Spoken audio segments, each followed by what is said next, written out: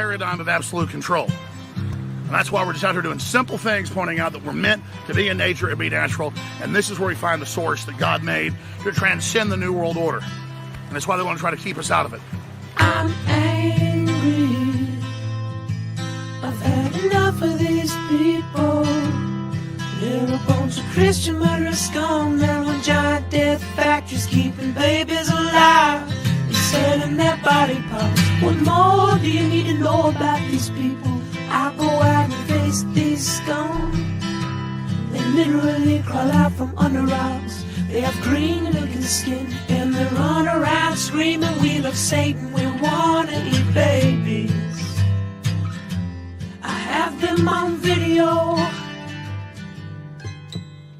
Hillary's in the creepy weird sick stuff, man. She sleeps in the same room with that creepy weird woman whose mother wears a hood over her head. What the hell? That woman number one is ugly. Imagine how bad she smells, man. I'm told her and Obama just stink. Obama and Hillary both smell like sulfur.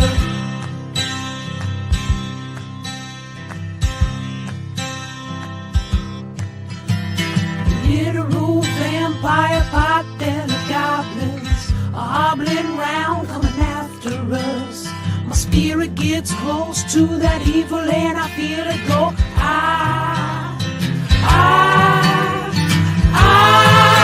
We're such self-centered crap. We don't even notice hell itself rising up against us. Millions of pointed people of the very worst type, and I'm so pissed.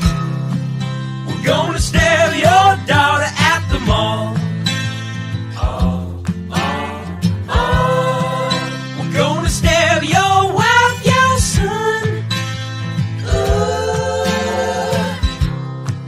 We're gonna stab you with a butcher knife, and then the police chief is gonna say, we love our Somalis, we love our Muslims. Oh, they're so good, oh, they're so sweet.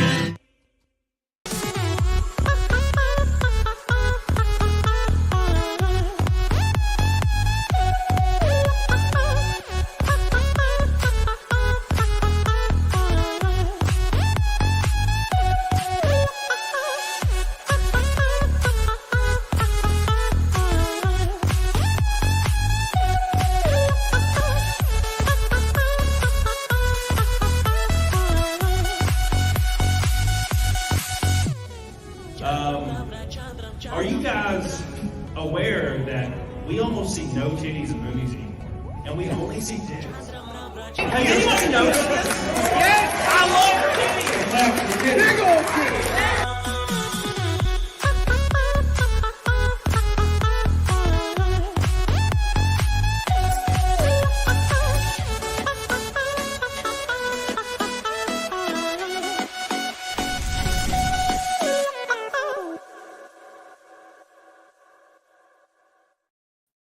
What's up, you big old bitches? Everybody in the chat.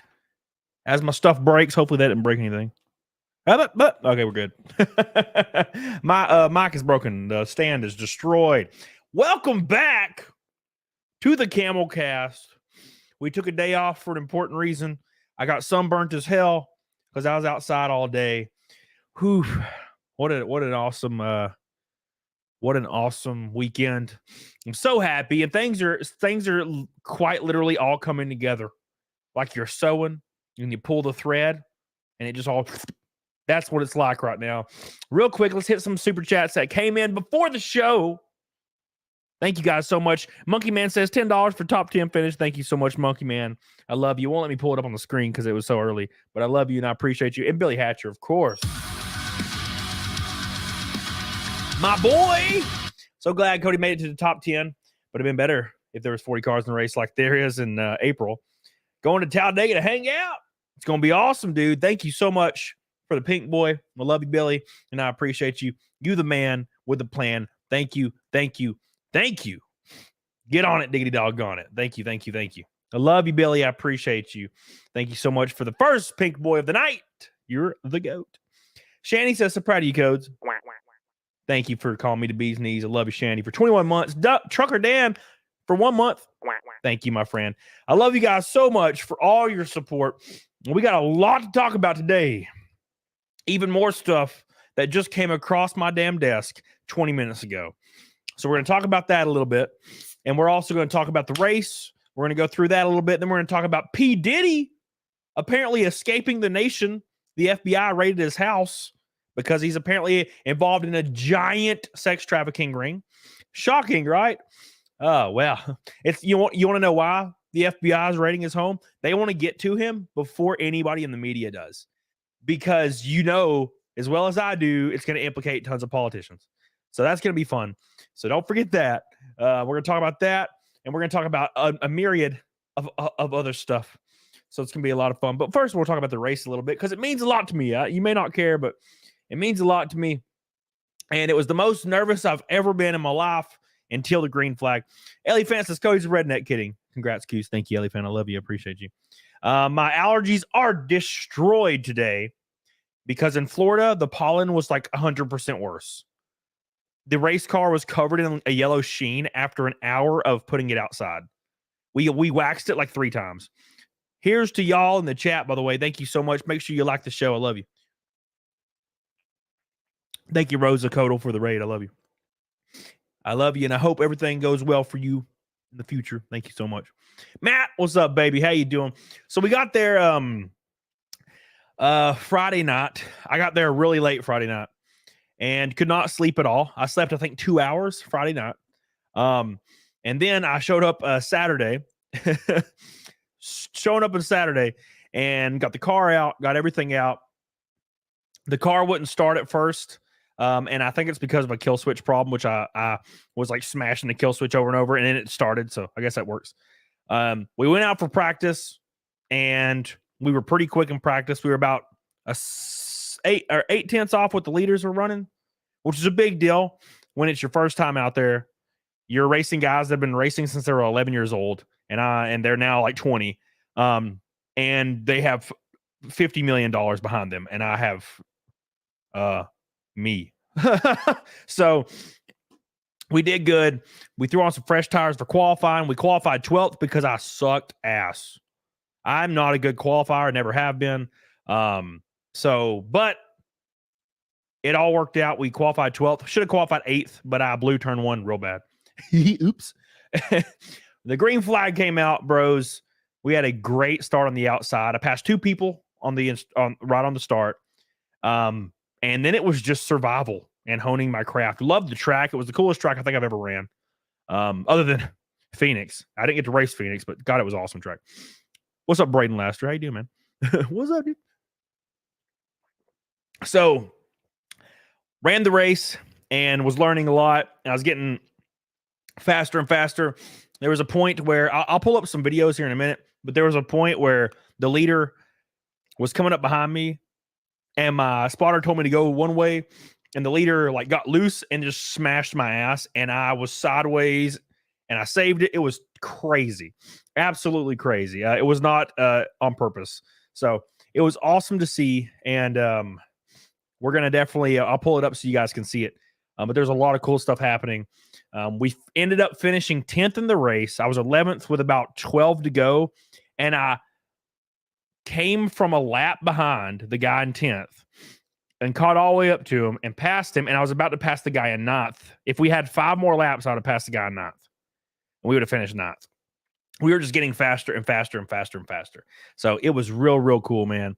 It is the coolest experience I've ever had. But I will say racing a long race, because it's the longest race in my career. The more you go up in NASCAR, the more the races get longer and longer and longer. And I could not move my hands or my shoulders after the race, my right shoulder specifically. I could not open my hand. It hurt so bad.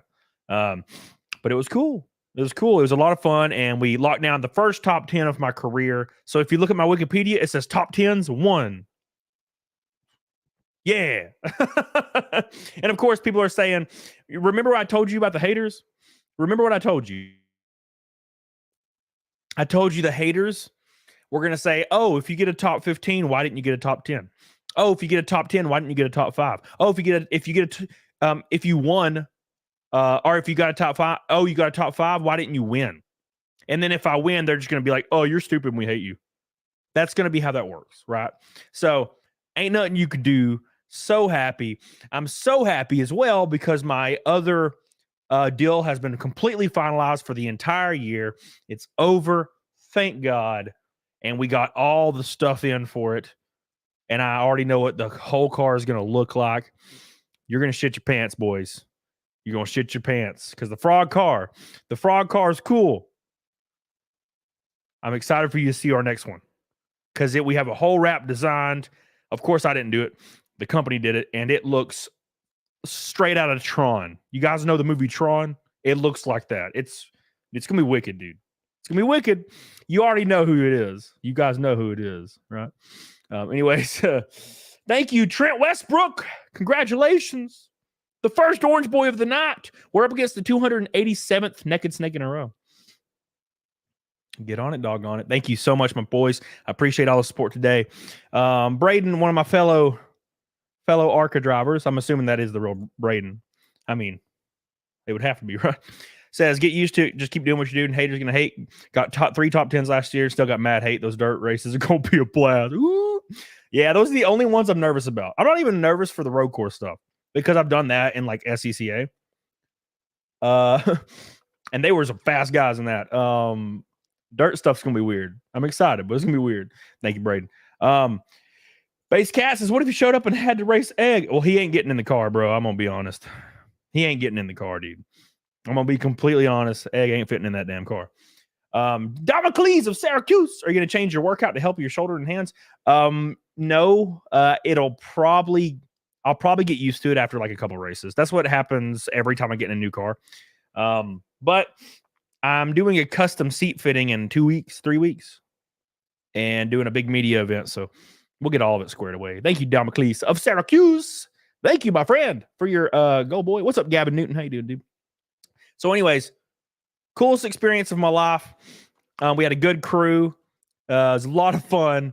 There was at one point I was lapping the 31, probably with 15 to go. And I was on the inside and she kept coming down. And I was like, she's getting real close to me. And I was 2 inches off the wall on the inside, and she just kept coming and she just knocked shit out of me. Boom! I was like, I was screaming on the radio. I'm like, what's happening? Why is she doing this to me? She apologized after. She said that she was looking to the right and like her spotter was telling her all kinds of mixed stuff, and it didn't do any damage, so it's all good. Monkey Man! Thank you, my man. I appreciate you. Thank you for the 10 spot as well, my man. I love you, dude. We're already a fifth of the way to Naked Snake. What's up? Ellie Fant says, stop slacking. Get a top 5. You son of a bitch. How could you do this to me? Thank you, Ellie Fant. Gavin says, look good in the Taj. I just saw G almost dump you. Yeah, dude. That car is a lot faster than I think people think. We qualified, barely a second off of the monsters, and I blew the lap. Completely blew it. So I could have picked up probably a half of a second. The car's faster than people think. And also, we had a R5 with 20 races on it. I'll just give you a hint. The Elmore and the Yates are going to be, we're going to have fresh ones before Kansas. So get on it, doggone it. That 06 car is going to be a monster this year. I've got a lot of support behind me. As you guys know, you already know who's sponsoring us now. And we're going to funnel everything into, we have a pull down rig. We have everything ready to go. We're going to send this team to the moon. So thank you, Gavin. Disintegrator. What's up, dude? Congrats on the top 10. Had fun hanging out with you Saturday. Can't wait to see you at Talladega. Raise hell, praise down. Thanks for hanging out with me the whole day. I appreciate that. You notice how no one was doing that except you and was it Mark? I might be wrong. And of course the girls that were with me. They're always there though. Except when they're in the car asleep. Thank you, Disintegrator. I appreciate you, dude. Valhalla says, proud of you, homie. Thank you, my friend. Yeah, I'm gonna be honest. When I got to the pits and Nate came to the window and was like, great job, dude, and fist bumped me, and I was like, where did we finish? And he was like 10th. And I was like, oh, I almost burst out in tears. I was like, oh God, thank you, Jesus. We were getting faster at the end because the R5 burns tires less. So I was hanging on with the leaders. Obviously, I wouldn't battle them at all. I just let them go, but I could hang with them. And I was just following them through lap traffic for like 10 laps. Holy ozone! Way to go, bud. I finished right behind Bubba Pollard. I let him go, and then I was just right behind him. I was like, well, the R5 don't burn off the tires as much as the Elmore does. The Elmore is real good off the corners, and they just a little bit more wheel spin. Thank you, Holy Ozone. Love you, Rob. Appreciate you, Rob. I will let you guys know all the Red Boys will be on the car at Kansas. We currently have 15. We have 21. No, we don't. We have 22 Red Boys currently on the Kansas car. Every $100 super chat goes on the Kansas car. Thank you guys so much for that. Hey, fan, GameStop sponsoring you? Shit. Yeah, I doubt it. They don't have any money to sponsor anybody. Oh, and I was in Florida. Whew. My nose is destroyed. My allergies are destroyed. It's been awful, but it was well worth it. Well worth it to get that first top 10. And my goal was to make start a race. And then the first goal, the second goal was to get a top 10. Did it both in the same night. Thank God. Thank God. So very, very happy about that. We'll pull up we'll let you see. I'll show you a bit of this. Hold on. Well, let's see if I can find it here. There is one thing I wish they showed stuff more. I wish they showed more people in the field. Because they really focus on like the top two guys, and that's pretty much it. I get it. I totally get it, but I really do wish they would show more cars and talk about more stories in the field, Let's see. Look at all these damn super chats. Hold on, guys. I'm trying to find some cool footage here. It's hard to find because, like I said, they only show 2 drivers in the race. Unless you wreck or something, then they'll show you ass. But I don't want to like spend 30 grand to be on camera. You know what I'm saying? Oh, there's a part where the leader almost dumps my ass, and it's funny. It was a very interesting experience for the car to go completely weightless in the corner and not really realize why until I see the car on my inside. I actually don't know where it is. It's probably gonna be impossible to find this. It was such a quick moment in the race. Beep beep beep beep beep beep beep beep beep beep beep beep. All right. Anyways, here I'm just gonna pull up the beginning of it. Is there a highlight reel? I'd rather do a highlight reel because I'd rather not pull up the broadcast and get in trouble. My dog's barking. Here we go. My dog's freaking the hell out. Let's just do this here. Sorry, guys. Okay. Yeah, we'll just show it from here. All right, boys. Let me pull see super chat. I know you guys are sitting in super chats like maniacs. Russell Hall. Always remember that. Osama bin Laden was in your quarter the whole way. You could have done this without Osama. Thank you. Never forget. Thank you, Russell Hall. I appreciate you. Billy Hatcher. I'm gonna try and hang out with you the entire day on April 20th. I will be there. If a lot of people get in the garage and like things are starting to get stressful, maybe like take a tour around the garage and look at all the cars and take some pictures. Just so people don't, what I'm saying? If there's like 100 people crowded around my car, the team's gonna be like, what the fuck? Because they're gonna be working on the car, what I'm saying? So thank you, Billy. I appreciate you. But yeah, we'll make it happen. Scott Tex, there was never any doubt. Top 5 next deal. Let's hope so, my friend. Let's hope so. Thank you so much, my friend. We have 530 people watching. Make sure you like the show. I appreciate you. Thank you. I don't think he meant to get into me, to be honest. What's up, Jessica? How you doing, baby? Fresh cut? Yes, thank you. It's my haircut's 5 minutes old. When is Bristol? September 19th, I think, Valhalla. So that'll be a lot of fun. That'll be a lot of fun.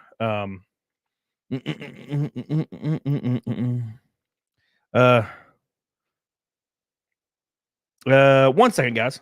I have to write a thing real quick. I gotta write something real quick. 2 seconds. Sorry.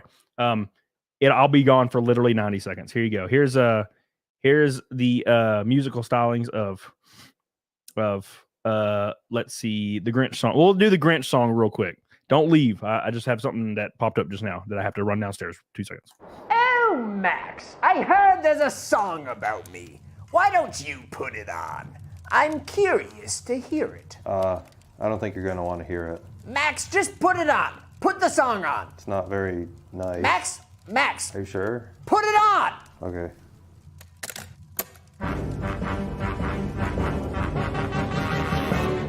You're a mean one, Mr. Grinch. That's me. You're a fugly piece of shit. What? You bring bendy straws to bathrooms 'cause you like the taste of piss, Mr. Grinch. No. No, I don't. Max? I wouldn't suck your dick if it was dipped in honey and could cure cancer. Jesus Christ, who wrote this? Who wrote this song, Max? Also, you have no dick. Stop. Stop the song. I can't. Max? No, I can't. Stop. Just stop the song. Hit stop. Broken. What's broken? Jammed. I don't know what you want me to do. Just, turn it down. I can't. I'm a dog. Max? You're a dipshit, Mr. Grinch. Okay. Even babies want you dead. Wow. You've never brought home a woman 'cause you're scared you'll wet the bed, Mr. Grinch. I wish they weren't so good at rhyming. The 3 words that best describe you are as follows, and I quote: bitch, I'm not. dumpster, bitch. No. This is not how it goes. I knew they changed it, but I thought it'd be like a key change or maybe like a solo or something, but this is degrading. This hurts. Pretty detailed, yeah. What happened to the alligator part? I actually liked that part. It was kind of funny. Oh, it's a crocodile. No, it was an No, alligator. it's crocodile. Was it a crocodile? Yeah, no, yeah. It's seasick crocodile, yeah. Oh, You're poor, Mr. Grinch. they didn't leave a stone unturned. You can't afford the bus. Lower middle class, You're maybe. deathly allergic to tree nuts, and your exact address is this, Mr. Grinch. No. I don't. 1482 Mount Crumpet Boulevard, Holy shit. Whoville, Michigan. That's my address. What are you gonna do? I mailed your bitch ass a bag of nuts. This is a song that kids sing? Every year they sing this, like around the Christmas tree. Yeah. A song that says bitch. It has said bitch like 3 times. Yeah, that's too much, yeah. They know I gave the presents back, right? Like at the end of the movie, I gave them back. I'm a good guy now. I go to church. Yeah, I believe you. Oh, there's the solo. Actually, a really cool solo. Wow. Shame about the rest of the song. Let's just address that you are inbred, I'm fucked. Mr. Grinch.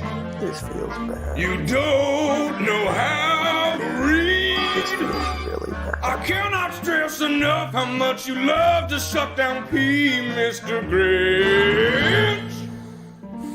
According to an anonymous poll, I'm back. All right, boys. We're good. Oh, man. Whew, I'm out of breath. I just had to write a check for my boy. Damn, you ruined it. I'm sorry. I'm sorry. No, we were doing some money exchanging for some team stuff, and I totally forgot. And one of my guys came to pick up the thing, and I was like, "Oh shit, I don't have it. Oops, let me go downstairs and take care of that." Tristan says, "Congratulations, top 10. Love you, dude. Appreciate you, my friend. You the man. Finish the song. No. Everyone's into the song. Oops, I'm sorry. I thought it's really long. Incoherent Turd says, "I'm so excited, sending good energy and vibes your ways. I love you. Appreciate you. I can't finish it. It'll start over if I click it right now, you goobers. Hold on, let me check. Oh, Max, I heard there's a song about me. What? No, I can't fast forward through it. You bastards. No, it was like sponsor money exchanging hands, and I just totally forgot to do it today. And like my guy was here to get it, and I needed to do that because I ain't gonna wait 2 hours for me to get off my show. Gavin said, what do you think about Wayne? I love the team. I love all the people. They're super knowledgeable. You know what's crazy about it is I'd be like, it's loose off the corner, and it's tied off the corner, and they would fix it like immediately. So that was pretty cool. That's pretty cool. Anyways, let's pull up this stuff real quick so you can see like kind of what's going down. And before we get into the news, I do want to say thank you to all the people that like the show. Thank you to Billy Hatcher for the first pink boy. We're one red boy away from a rainbow knot and another name on the car. So here we go. We're gonna pull this up so you guys can see the stuff. All right. So this is here, let me unmute this. Broadcaster. All right. This is just the beginning. I can't actually hear it. Late model superstar up in the Nashville area. Tyler Schofield Tinkle back in row number 4. And DL. You can see me right here, you know, into 06. Qualified 12th. Wilson and Mike Basham. And he has been dude, this was really okay. So this scared the hell out of me. We were going down like the back stretch and fireworks started going off, and I did not expect it, and it scared the living balls out of me. I thought I got hit by somebody or something. Here of late. Finished second in the Rattler 250 at South Alabama Speedway last weekend. You'll see me right here.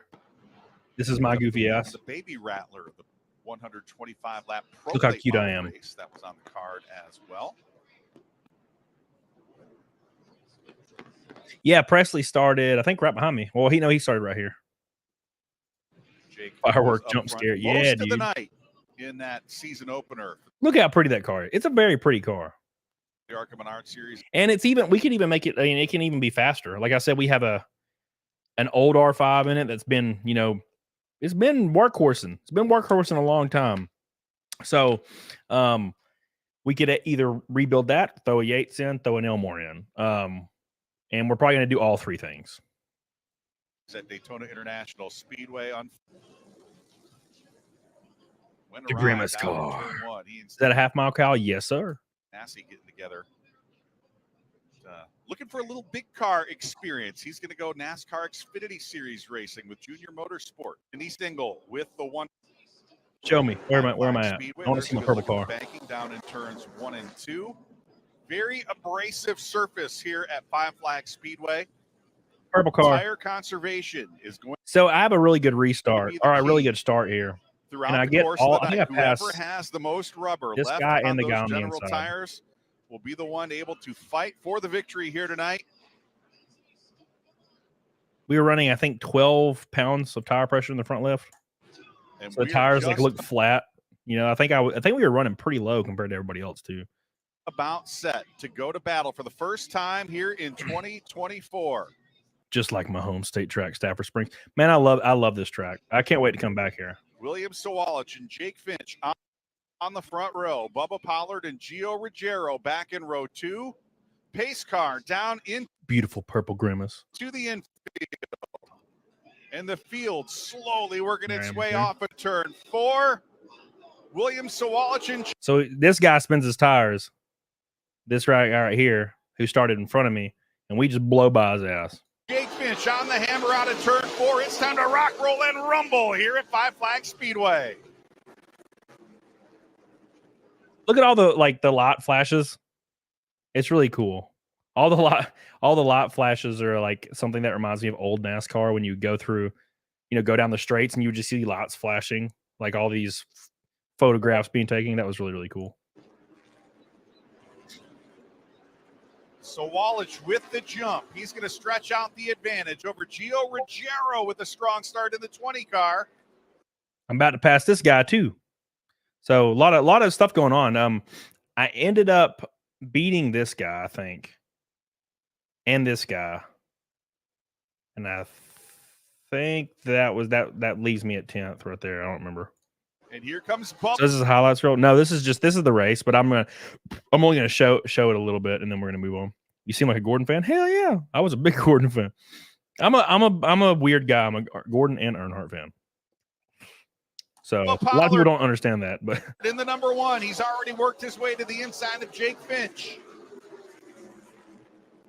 So anyways, this is probably the one problem with these.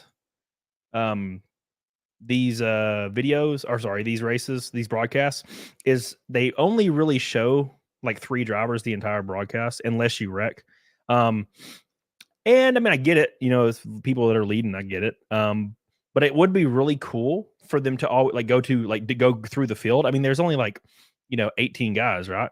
Go through the field. Like first guy, here's his story, 10 seconds, next guy, next guy, next guy, next guy. It would take them like 3 minutes and they'd be through the whole field. And once a broadcast gives a lot of sponsors some recognition and whatnot. But they usually just stick with like the 3 guys that they always talk about. Oh wait, there was something really crazy at one point. Oh, there was something right here that was real messed up. Oh yeah. So this is Zachary Tinkle. And the leaders are one. Yeah, the leader. No, he's in. I don't know what he's in. Like, wait, this might not be when this happens. Maybe. Anyways, this guy's about to go on his outside. I think that's Connor Zilich, I think. And he goes to his outside, and Zachary gets into the brakes hard. You can see the brake dust or brake smoke. Like it looks like he's kind of trying to outbrake him or something. And he blows the corner and goes up about half a lane and just spins Connor Zilich just right around. It's wild. I'm sure neither of them really meant for anything to happen, but you know, shit like that happens. I've done it before.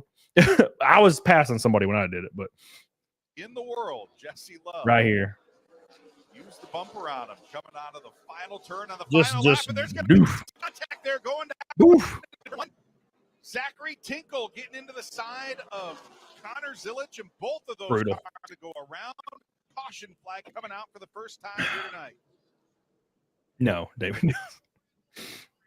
Yeah, he got on the brakes real hard, and just. Anyways, there is another cool spot somewhere where the leaders. I'm passing the 93 on the outside, and the leaders don't want to wait, so they just split my goofy ass. It's hilarious. Zilich is the first No, it's definitely with like 14 to go, I think. This was easily the longest race of my life. It was brutal. Absolutely brutal. I know it seems like not a lot, but it was brutal, boys. Well, what's up, Celia? How you doing, baby? We're just talking about my race Saturday. And watching the footage from it a little bit and just kind of having 150 laps. I know it doesn't seem like a lot, but when you're in that car and you had a green flag, run for the last green flag run was over 70 laps. That's a long time. You know, what's up, Blake? How you doing, dude? My spotter's in the chat. Appreciate you, buddy. They're about to split me at some point. I'm about to get split. This is the car that went down and smashed my ass. Not on purpose, obviously. Not on purpose. That would be mean. I wanted to pop in and accuse you of lying that you didn't even race. You bastard. How could you? You weren't so attractive, I'd ban you. But you got pretty privilege, so I can't do it.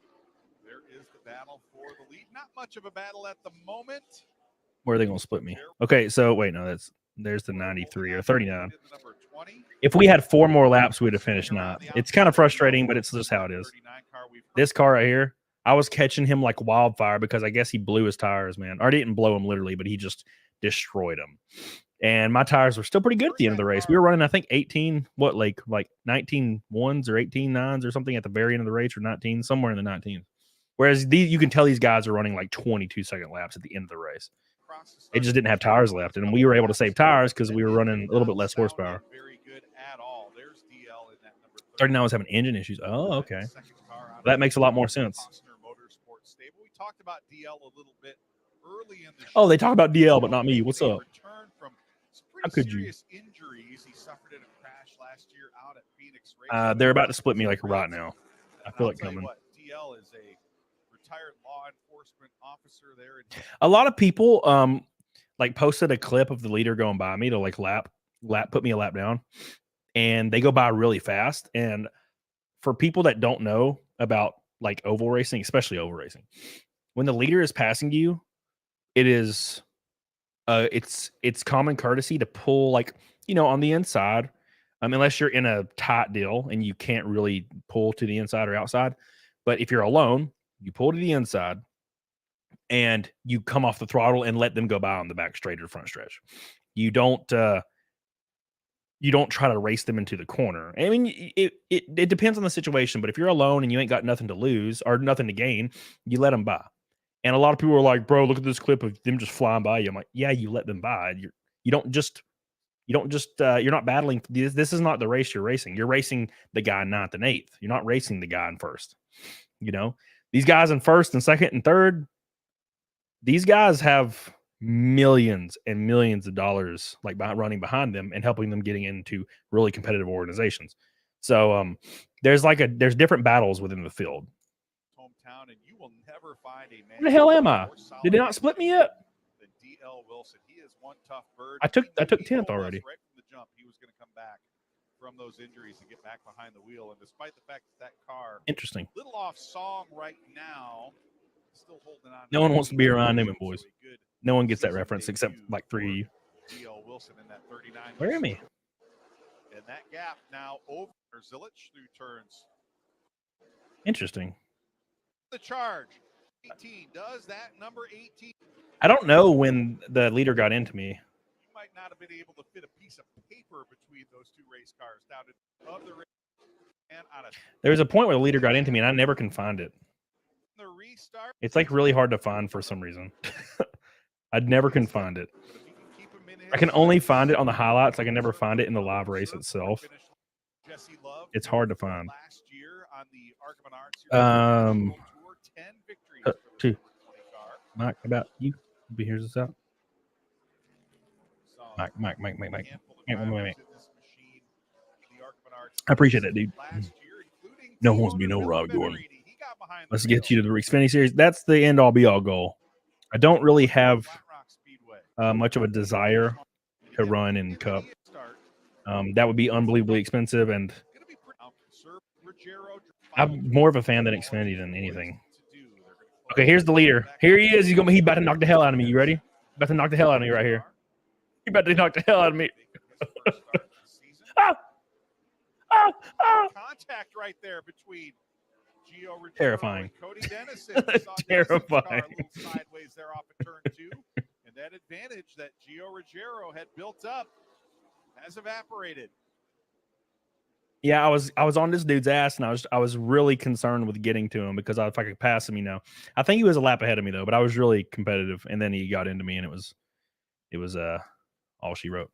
But at the end here, that's pretty much the only time you get to see me, and you get to is when about died, which is kind of funny, But at least we were in the broadcast. We had a lot of fun. We had a great finish. I don't think it shows the running order, but. We finished top 10, boys, and we finished 10th, which was awesome. Leader's messing with you. Oh yeah. Well, I think he was on my ass, and then he got a little loose and popped my ass. But it's fine. It didn't really bother me at all. I got on the radio with Lake. I was completely calm, and I was like, well, that was kind of unnecessary. That's all I said. So not wrecking made me pretty happy. But anyways, dude, it was one of the coolest experiences of my life. And I'm so excited to do it again at Talladega soon. Now, Talladega is going to be a completely different experience. But as you can see, I know this is really stupid, guys, but as you can see right here, my Wikipedia, get on it, doggone it. We did it. We did it, boys. Yeah. Got one. We got one. Thank God. And we have one race, and we got one top 10. 100% success rate. Just ignore the 2 D and Qs. It means nothing. It's fun. Oh my God. Anyways, thank you guys. I love you. Appreciate you guys. I'm just over the moon. Just over the moon. It means a lot to me. I know it sounds silly, but it means so damn much to me. Just even taking the green flag means a lot. And that was my first goal. And then my second goal was the top 10, and we got them both in the same night. So now we can really focus on honing the craft. We got some big plans for the engines, big plans for chassis. We got so many plans, and we got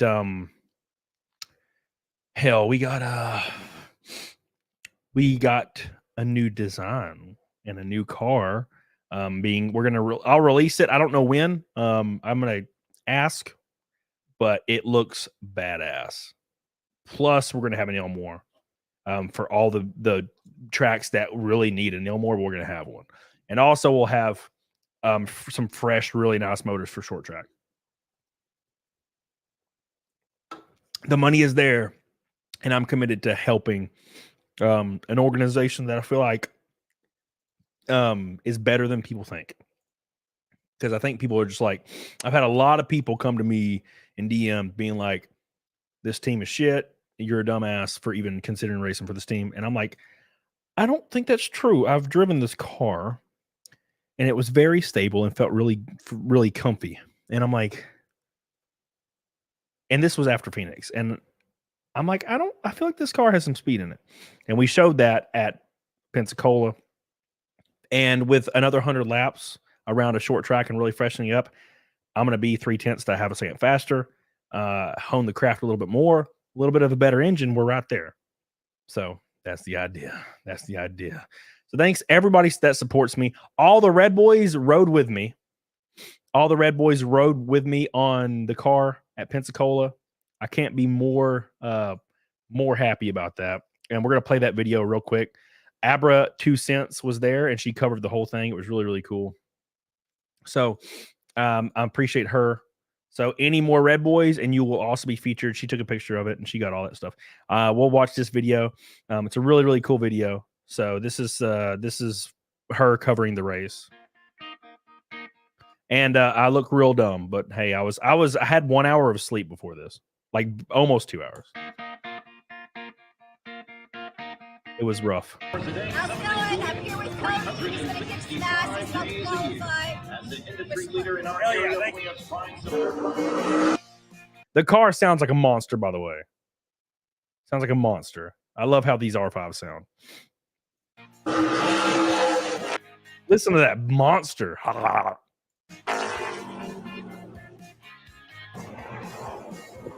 He's Crown Vics, dude. He's Crown Vic. They were funny, man.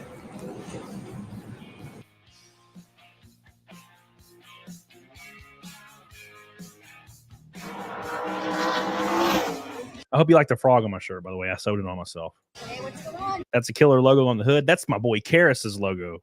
Here's the car. It's going to do all the damage. We're going to be fast. Woo!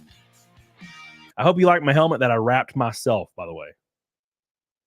I wrapped this helmet by myself. Little kids were like saying it was a cool helmet. And I'm like, thank you. I wrapped it literally 2 days ago while watching Gran Torino. I was watching Gran Torino. You know. Oh, I got Sanico. I got sunburnt as hell at the race.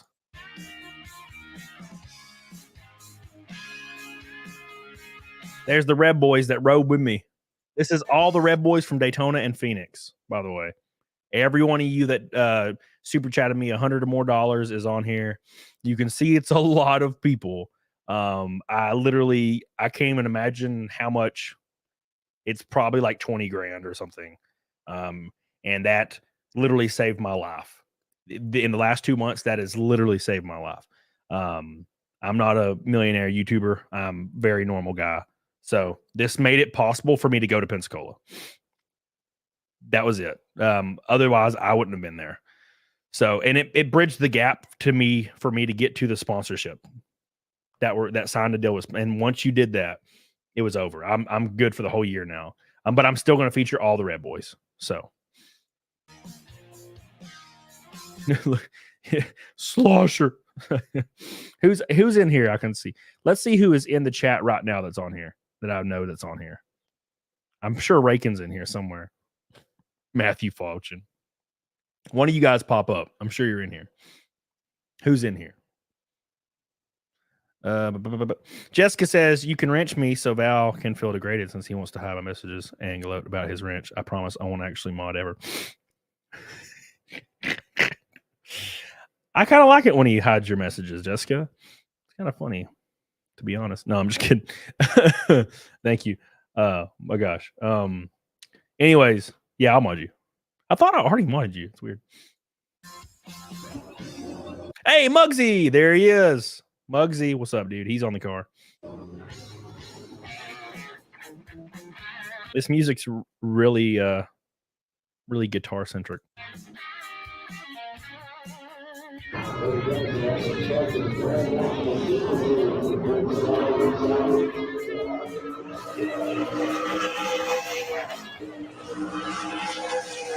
God, that car sounds mean, doesn't it? A car that sounds that mean, a car that sounds that mean can't be slow. Okay. Now, in comparison to the cars that quite literally have millions of dollars behind them, yeah, but also with a little bit of more engine, which we're going to have, and a little bit more setup, which we're going to have, we're going to be closer. Will we be as fast as those guys? Probably not, but we'll be half a second off. And with that much speed, that can keep you in the fight to where if something happens, you're there to take the gold. You know what I'm saying? What rear are we running? 538, Kyle.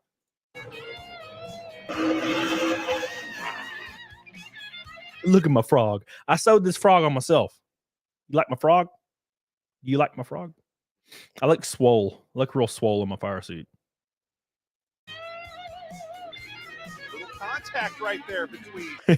I love how she put this in here. Me getting almost dumped by freaking Geo. Cody Dennison. You saw Dennison's car a little sideways there off of turn 2. And that advantage that Gio Ruggiero had built up has evaporated. What a great picture. Thanks, by the way, for Karis and Organizer for helping me get to bridge the gap here. There we are, 10th. You can see right here, our fastest time is only a second off the winners. And he was fast, right? So go back to third place. We're only 6/10 off that time.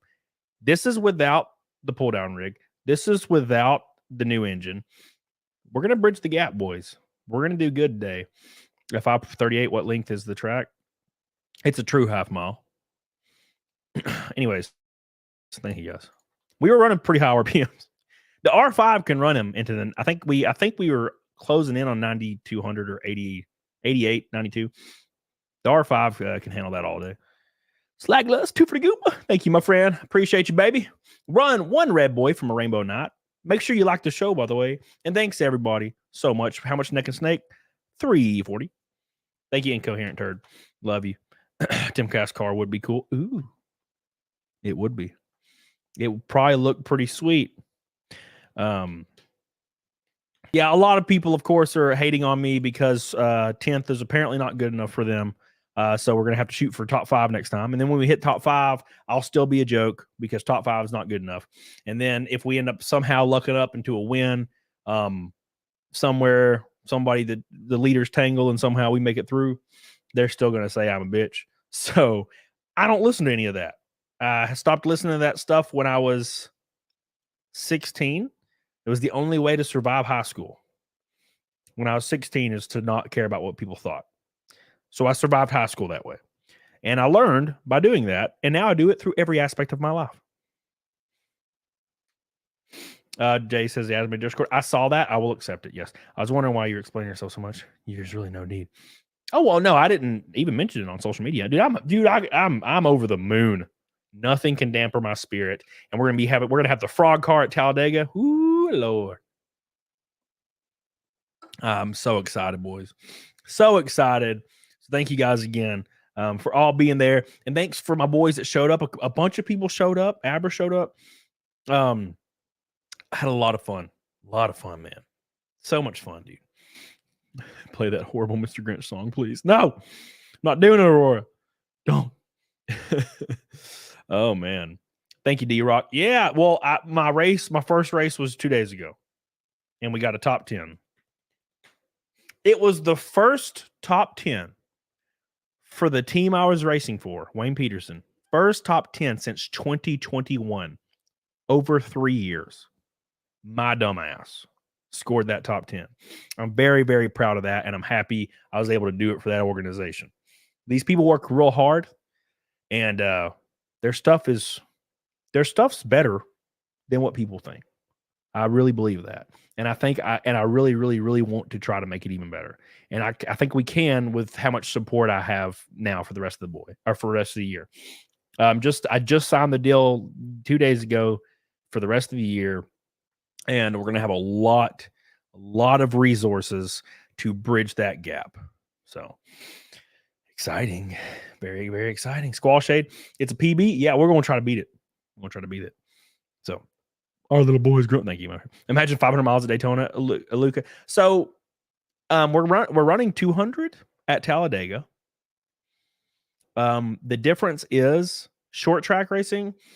Whoo, you are willing. You're like willing it like a monster the whole time. I had an 8 box in it, which is like means you turn it less, and my forearm still hurts.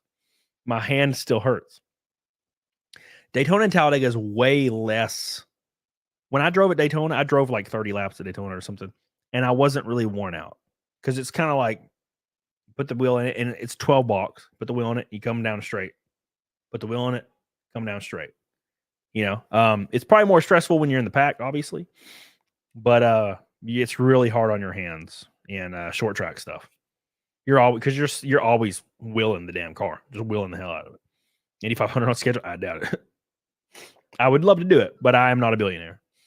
You pretty much have to be one of the best drivers in the world, or quite literally worth over $100 million to even have a shot at getting in an Indy car. Ever raced at Bristol? No, but I will be racing at Bristol in September. So, you ever race on dirt? Go-karts, yeah.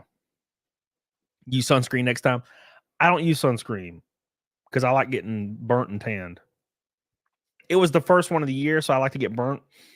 Trust me, I know how this works. And then I start tanning all year, and I'll get real bronze. I like to be bronze, boys. Billy Hatcher, our little boys growing up. Try to get Cletus on guests and get other channels to sponsor. That'd be fun. Yeah, dude. I love Cletus. He's good. Where was this race at? 5 Flags, Pensacola. Oh, my nose. I'm about to sneeze, boys. Oh, my gosh, you guys. Skin cancer. Jesus. Why you guys like this? This is literally you're doing the health class in 10th grade thing. If you have any sex before marriage, you will die of an STD. That's what you guys are doing right now. Okay. You're doing this to me right now. Ooh, I might sneeze. Come on. Let's do this. Let's get it over with. Anyways. All right. Okay. So, anyway. Thank you, Brian Dunham. That would be the goal. That would be the goal. Thank you so much. Oh, man. That bronze pill 10. Get on it, doggone it. Anyways, let's talk about some stuff. We got a lot of stuff to talk about tonight. We're going to talk about P. Diddy. I don't know if you guys realize this, but P. Diddy is rumored to have escaped America. The FBI raided his home because apparently it looks like there may be some overwhelming evidence that he is involved in sex trafficking. Remember Cat Williams? You remember Cat Williams the other day? The other day, Cat Williams was talking about how P. Diddy ran a whole damn sex operation, or he was hinting at it. You remember that? Well, suddenly the FBI raided his compound, and P. Diddy's nowhere to be found, apparently. So, it looks like all the conspiracies keep ending up true. And it is kind of scary because the Nickelodeon thing just came out. I don't know if you guys watched that. I will say about the Nickelodeon thing, I believe the show was a little disingenuous. And the reason I say that is they focused so hard. They focused so hard on the Dan Schneider stuff instead of the stuff that was like in the middle. You know what I'm saying? Like they started with Dan Schneider and then ended with Dan Schneider and kind of only focused on like the actual like pedos a little bit. Like one guy, they talked about him for 10 minutes. The other guy they dedicated like a whole episode to. The pickle guy. But Dan Schneider, but there was like they mentioned Dan Snyder in every episode, and the first and last episode was all about Dan Snyder. And I'm like, Dan Snyder obviously seems like a fiery asshole. He seems like a piece of garbage and all that. I get it. But these other guys that actually did the stuff are way worse than Dan Snyder. Dan Snyder was just a dick. And the only thing they have on him is like accusations that some older women in the clothes department like gave him massages, or he asked for massages from adult women and they gave them to him. Yeah, that's gross and creepy. But comparing that, like kind of trying to say it in the same breath as Pickle Guy was kind of like, felt a little disingenuous, you know? They're like, oh, here's Dan Snyder. He does all these things. Oh, by the way, this other guy did unspeakable shit. And I'm like, wait a second. That's not as bad as Dan Snyder just looks like an ass. These other people need to be killed. Then one guy got 16 months. That guy, the guy that actually, okay, I don't know if you guys watched it, but basically, spoiler alert, if you're into that kind of thing, but Drake Bell was getting sexually assaulted for like over a year by one of the producers of the show. Like in every way possible. Every single way you can sexually assault somebody, he did. And you know Drake Bell, obviously. And he went to court, obviously. He admitted to the whole thing and only got 16 months in prison. Keep in mind, you can not pay like taxes or something if you're like a mobster or something, and you'll get life in prison or some shit. You know what I'm saying? There's people that have committed tax evasion and spent 40 years in prison as a result. And you can quite literally grape a young boy for months and months on end, and you get 16 months. Unfucking believable. Unbelievable. Oof. It's crazy. Tim Smith says, but Drake has charges too. Sad. What happened to him? Well, I mean, look, Drake's obviously kind of an asshole too. But you gotta give more details than that. Drake was sexting like a 16-year-old or a 15-year-old girl or something. I could be wrong, but I'm pretty sure that's what he was doing. That's gross for sure, and he should obviously have faced some consequences for that. But to mention that in the same breath as the guy that literally raped a small child over and over and over and over and over and over and over and over and over and over and over for like a year, that's a little worse. It's, you know what I'm saying? That's why I thought it was disingenuous for it to be like, well, Dan Schneider, he's mean. And it kind of implied that he was like a pedo, even though there's no evidence even kind of insinuating that he was. Like it would be like, well, Amanda Bynes would just disappear and Dan Snyder would just disappear together. And I'm like, that's all you got? That's all you got? That somebody said that they might be together at some point, like in a room. We don't even know. If he did everything out in the open, he was getting massages out in the open. He was an asshole out in the open. He said mean shit out in the open. If he was having some kind of relationship with a child, it would be out in the open, or at least not well hidden. That being said, the other guys were brutal. And I thought it was kind of weird that they kind of tried to put him in the same category. And I'm like, no, Pickle Guy needs to be shot out of a cannon into the sun. Okay. Dan Snyder probably just needed to be fired, which he was. That being said, yeah, it was crazy. It's crazy. Yeah, dude, Drake's dad made me cry. Yeah, dude, same. Drake's dad killed my ass. Killed me. Made me, it broke my heart. Drake's dad's such a good dude. Oh, can we talk about how Drake's mom is, I know why she didn't appear in the documentary. Drake's mom is the worst mother on earth. The absolute worst mother on earth. His dad signed over all the management stuff to the mom on the one condition that she did not leave him alone with the pickle guy. Oh, Peck. I don't remember his name. Something Peck. Brian Peck. And what is the first thing she does? She just leaves him alone with him, and like Drake has no no other choice but to go to that guy's house so he could have somewhere to stay. And he gets raped over and over every day. That was the one thing she was not supposed to do, and she did it immediately. She is easily at fault more than anyone else. That's like putting your child in a spider web and leaving. What are you doing? What are you doing? It's crazy. What's up, Lukes? How you doing? Anyways, apparently the Nickelodeon logo is the same shape as Epstein Island. I don't know if you noticed, but it's the same exact shape. It's basically the same thing. I wiped my nose. I didn't think you guys wanted to see me use a handkerchief. So just so you guys know, very important news here. The Nick logo is basically Epstein Island. It's all planned. It was all planned. It was all planned. But this goes hand in hand with the P. Diddy stuff. All of this stuff is coming out at the same time. Someone's trying to run from something. Have you noticed that something's happening? Something's about to come out, right? What's about to come out? Dude, let's look it up. We're going to talk about some stuff. It's going to be spicy tonight. So make sure you like the stream. We're one red boy away from a rainbow night. 3:30 until Naked Snake. And my chest is tan, boys. My chest is tan. All right. So let's pull up some of this stuff. So you're going to be blown away, by the way. You're going to be absolutely blown away when you find out that the FBI raided P. Diddy's compound. And it's apparently on some kind of allegations of sex trafficking or whatever.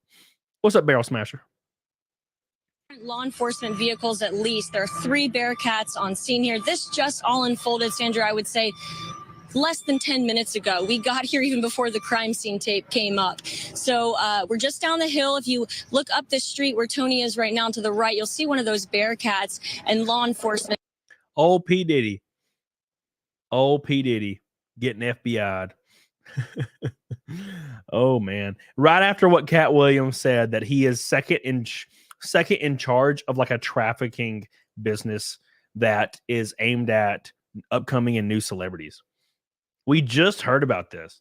Isn't this wild?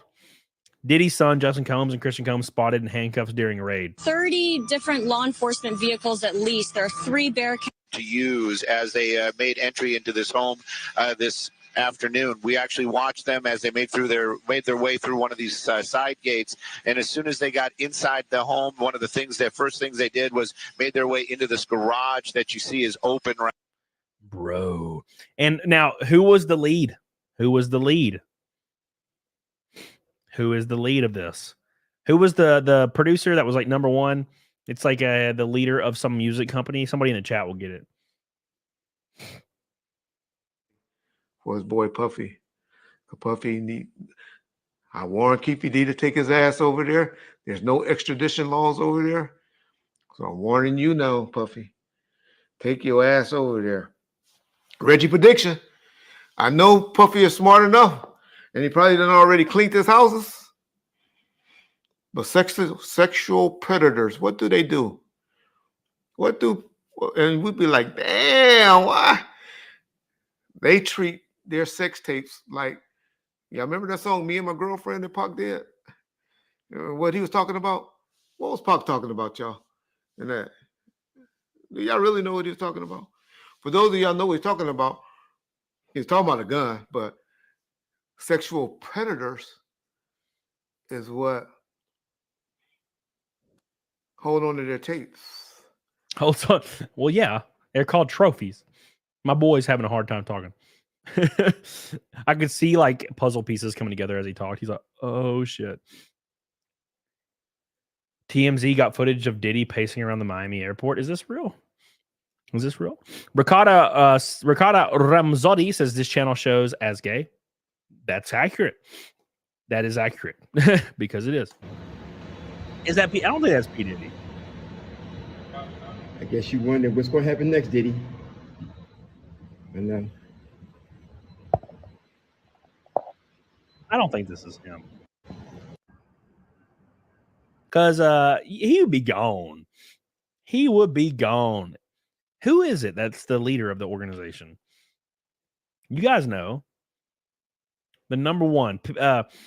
Cat Williams said who was the number one. I forget his name though. What's up, Aber? How you doing, baby? Thanks for the shout out on my video. Much appreciated.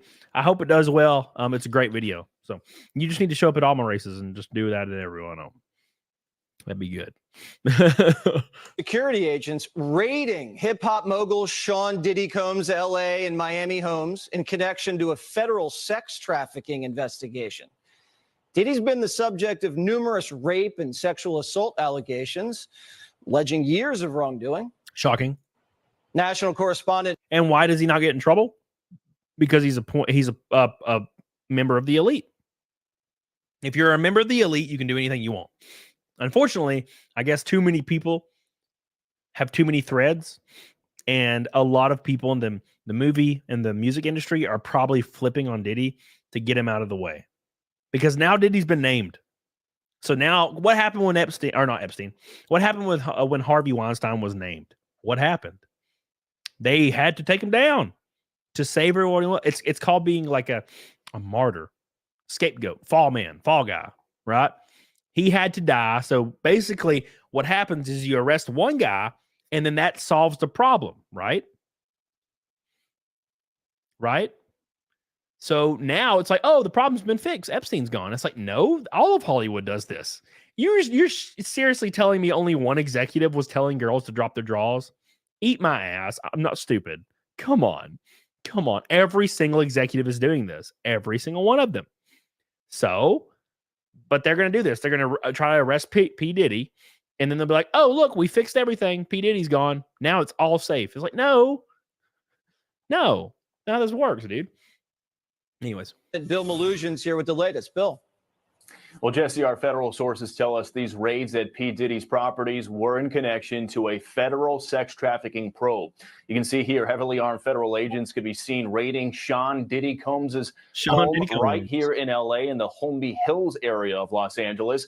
Several people could be seen being escorted from the property, some appearing to be detained or arrested, some in handcuffs. Meanwhile, in Miami, some federal agents arrived at Combs' waterfront property by boat, conducting a raid there as well. What? This is some like serious FBI shit. Sources tell Fox this had to do with a federal sex trafficking investigation, but officially, HSI is only saying, quote, earlier today, Homeland Security Investigations New York executed law enforcement actions as part of an ongoing investigation with assistance from HSI Los Angeles, HSI Miami, and our local law enforcement partners. We will provide further information. So yeah, this is a big sex trafficking thing. Doom's Gnome says this shit's purely about optics to satisfy Liz for justice. 100%. No, I'm right with you. Every time they go after one person, just one person, right? Just one person, you know it's bullshit. Because, oh, you think P. Diddy created this entire sex trafficking thing by himself? Oh, come on. There's probably 100 people that are influential that are involved in this, but what do they need to do? They need to take somebody like P. Diddy, who's going to kill himself, obviously, right? So P. Diddy will end up killing himself in like prison or in custody or get stabbed in the ass cheeks before his trial or anything. Like, oh, another prisoner killed him. He's gone. Can't testify now, right? That's what's going to happen. And they're like, but at least we got him. No. You're missing a big portion of this. There's 99 other people minimum that are involved in this, and you'll never hear about who they are. Keep in mind, Epstein was charged. He killed, obviously, or killed him. He was killed. Yeah. Anyways, whatever. But that being said, old Giswell, his like mistress or whatever, she went to trial. Was convicted on like what 90 something counts of sexual trafficking or whatever, what have you. Look, I'm probably, this probably isn't entirely accurate, but she was charged with something like that. I haven't been following it very closely, but that's pretty obvious. And no one, right? There was like 90 people named or 100 people named, right? And no one was charged off the list. Not a single person has been charged. Not a single person. Not one client. No one has been charged. Why? because she's the fall guy. And now P. Diddy's got it's the music industry's like casting couch deal. So P. Diddy will be the fall guy. And then they'll act like it's fixed, as if he's like the guy that's in charge. We already know that it's the other guy, right? So let's see. I'll find him right now. So let's see. I bet it won't even tell. I bet it won't even mention who this person is. It's just gonna say P. Diddy over and over in all these articles. It won't even say the other guy. Where is it? Who did Cat Williams name? Cat Williams. Tells sponsor. Yeah, they're not even mentioning the guy's name that Cat Williams mentioned. Cat Williams named the guy in charge of everything. And I'm trying to find out who that guy is because I forgot his name. But like, apparently we all forgot it. I think it is a conspiracy. We all forgot him, and now we can't remember who it was. Where is it?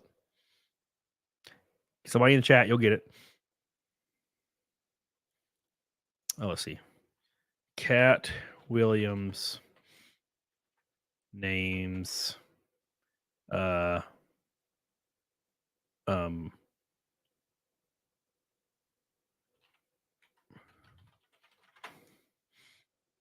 okay, he suggests Chris Tucker as well. He named Jeremy Griggs. That's pretty fucking funny. You silly bastards. All right, he said he suggested Chris Tucker.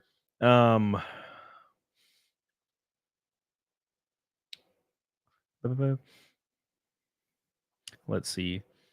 Chris Tucker, blah, blah. It just said, I can't believe it. I can't believe it's not naming the main guy. Martin Lawrence, are you kidding me?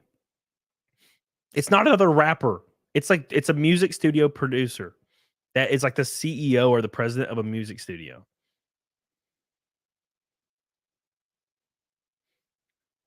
My nose is dying. Yeah, it doesn't say it in any of the articles, even though it's in the... let's go to the comment section. Cat Williams is a low-down dirty dog. Okay. Phil Collins. All right, y'all. You fucking with me now. You just fucking with me this whole time. It's not another rapper, bro. It's like a Jewish billionaire guy. It's not a rapper, you goobies. It's music CEO named Cat Williams. I can't believe this. It's like every single piece of articles have been scrubbed. Everything's been scrubbed. Unbelievable. All right, well, somebody in the chat will eventually find it. So we'll pull it up here in a second. I got to wipe my nose, by the way, because my nose be running.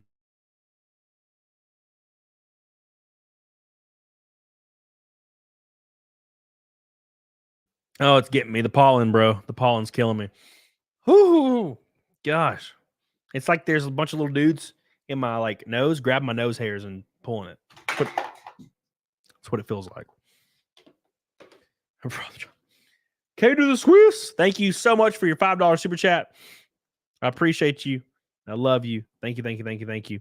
Get on it, doggone it. Make sure you guys like the show. Thank you, K to the Swiss. Appreciate you. One red boy from a rainbow night. 325 until Naked Snake for the 287th time in a row. Thank you, guys. Hillary Clinton, no. It was Roth something? No. It was, I can't remember, man. I Googled it the other day.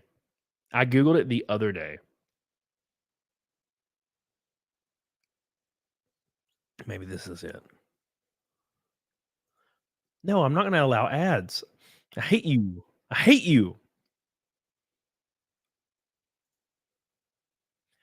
Dude, these articles are crazy. Dude, it's crazy. Just look at the header for these articles. Look at the header for this. Check your history. Bro, I'm on the computer too much. Look at the article, like header. Cat Williams goes viral for wild, ludicrous theory. Oh, wait, no, it's actually ludicrous. Never mind. I thought it was... I thought they were saying it was ludicrous. I'm stupid. Oh, my God. So there was a crossroads where they were both invited to a Illuminati thing. So it was both of us. We were equal. One of us had to cut all their hair and couldn't do the sideburn thing no more. And the next person they was going to get 200 million because they're going to pay him 10 million a movie to do 20 movies, and that's how the conversation happened. Oh man, Russell Brand. Beep, beep, beep, beep, beep, beep, beep, beep.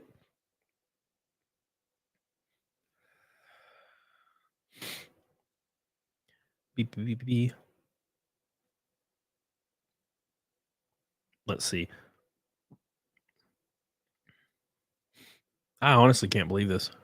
I can't believe that it's so hard. It's almost like it didn't happen, like the Mandela effect or something.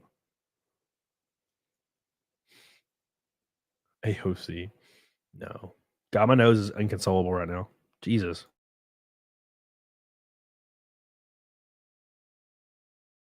I knew this was going to be bad. I was okay like an hour ago, but it comes back in full force. I'm on so much freaking antihistamine shit. I could have swore it was Martin Lawrence. Well, let's just type it in. Martin Scorsese.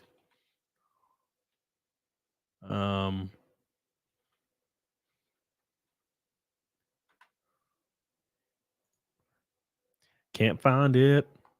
It is the Mandela effect. It is, apparently. Music studio sex trafficking. You sure it's not Jimmy Levine? I'll look.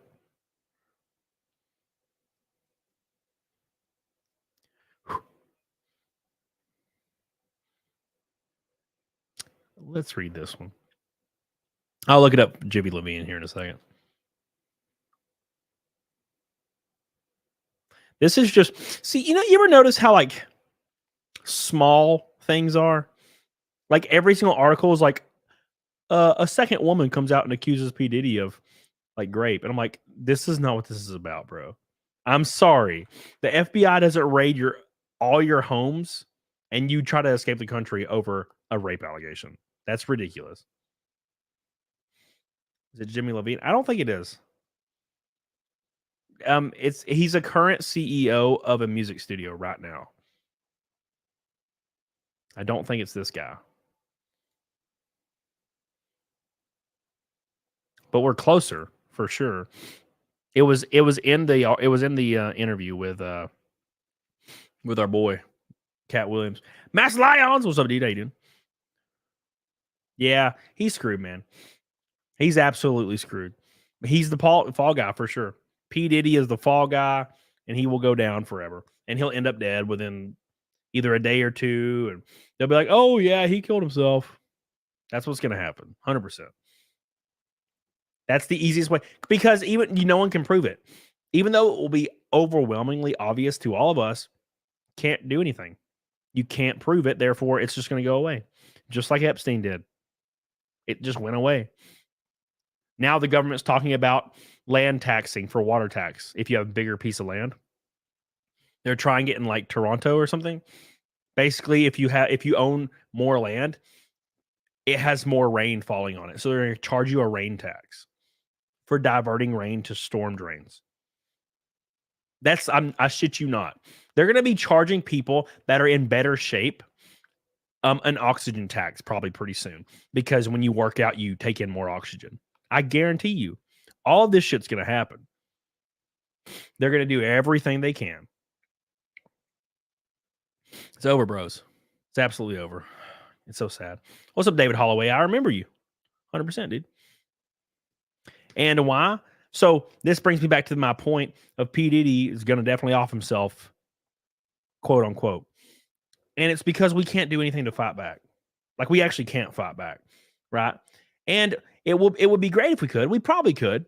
You know, we have, our sheer power is in the number of people there are. The issue is we won't do it, right? Look at COVID, for example.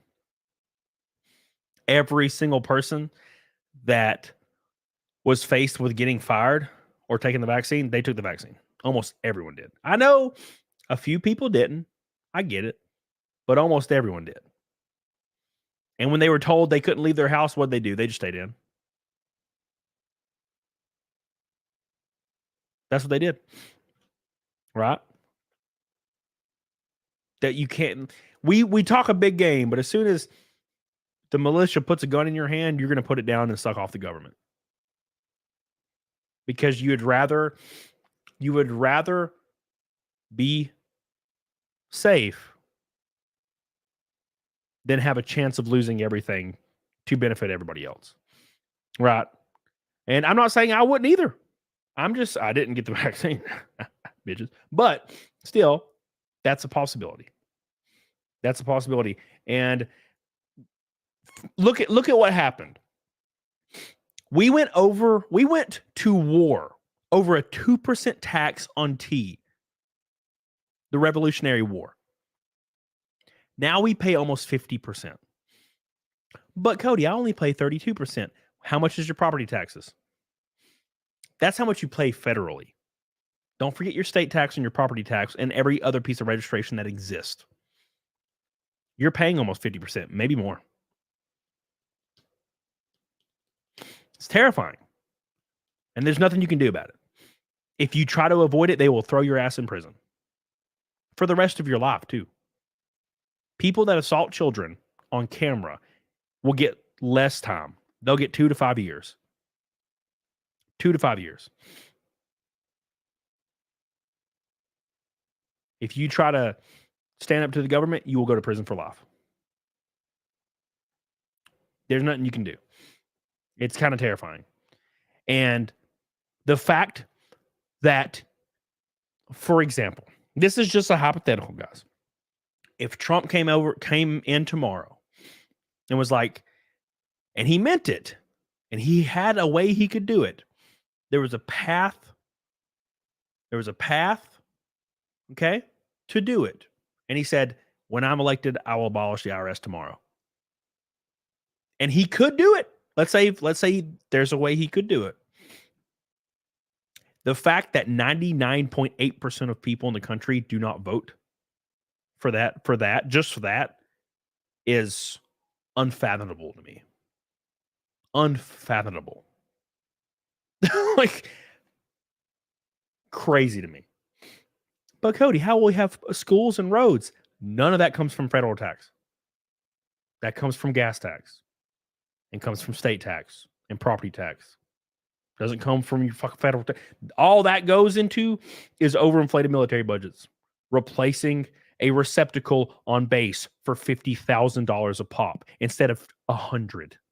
They spend $50,000 a pop on that. That's where your taxes go. The majority of you pay less than 10 grand in federal tax. You're paying a third of a receptacle on base. That's what you're paying for. Like, no shit. You think it's going to a road? Not. It's not going to a road. It's not going to a school. It is going to shooting bullets into the ground at the end of the month or burning fuel in a plane at the end of the month.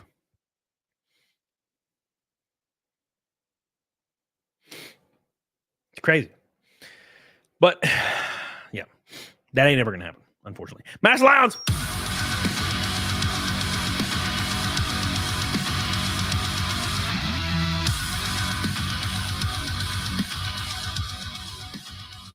Sorry I'm late. Busy day. How did you do? To you in the chat. Thank you so much. My throat hurts. My allergies are kicking up. You're already on the car for Kansas. Every $100 super chat or more goes on the car. And I just added you on the Kansas car again, Master Lions. I'm going to cough. Thank you so much. It's the first Red Boy of the stream, and it's a rainbow night. Oh, my God. 220 until neck and snake. Thank you guys so much. I appreciate that, Master Lions. You are the God amongst men. You're getting us there slowly but surely. And it's going to be the congratulatory naked snake on my top 10. My first NASCAR sanctioned ARCA race. My first top 10 all in the same day. Could not be more happy with it.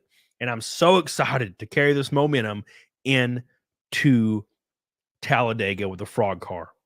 And then into Dover. And then into Kansas. And then into old Elko and Berlin and Charlotte. We're gonna have a race. We're gonna have a race every week for a while. So get ready. Thank you, Master Lions. I love you, Master Lions. My man. Thank you, my friend. Rakin Knight says, "What's up, you gay bitch? Congratulations on finishing the race and getting 10th. Thank you, Rakin, over on Rumble. I appreciate you, my friend. I love you. I appreciate you. My throat is killing me. I was screaming a lot on the radio, but no, dude." No. Things are kind of rough. And I don't entirely know. I don't entirely think they're going to get better. Especially not when you elect any certain politician. I do hope that there is some way to. That's my overall dream. Like, my dream is for there to be like a flat tax and it to be over. And you just pay that. That's like my dream. But I don't ever see that happening. And the reason is because at any point, whether it's the state or federally, at any point, they can just send you a bill for another 10 grand and you have to pay it at any point. Why? Because when you are a voluntary taxpayer, the people that aren't paying taxes, they're like, well, and then they just ask for more. We've reevaluated and we determined that you owe $5 grand more for no reason. Even though they accepted it the first time. It's fucking terrifying. But that's just where we're at this point, man. So, yeah, Doom's Gnome. It's going to be cool, man. Having a property tax and income system. I don't know about that. We spilled tea in the river for less. We spilled tea in the river for 2%, bro. 2%. The way I see it, Valhalla, is all my money going to foreign interest and going to fund other countries' governments. That's the definition of taxation without representation. But you can't fight it. You just got to bend over. Or like the people that founded the country would probably pretty confused if they were here right now. They'd be like, what the fuck? Hold on. You give half of your income to like Ukraine? Hold on. Like, thank you, Valhalla. Oh, by the way, Marion Haltzman with $100 C Rumble Rant.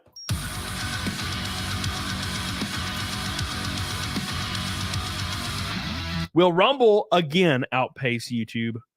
My God. Marion's on there 6 times. My God. Said, I see you did good. Made 10th. Congratulations. We did. We got a top 10 immediately right out of the gate. So happy about it. So happy about it. Thank you so much. Thank you, Marion Haltzman. I love you for all your unwavering support. You're too good to me. Rumble has been keeping up every string with YouTube lately, and that's crazy to see. Thank you. Make sure you guys like the show, by the way. You don't know. All right. Yeah. They know for a fact. They know for a fact that you'll just pay it to avoid going to prison.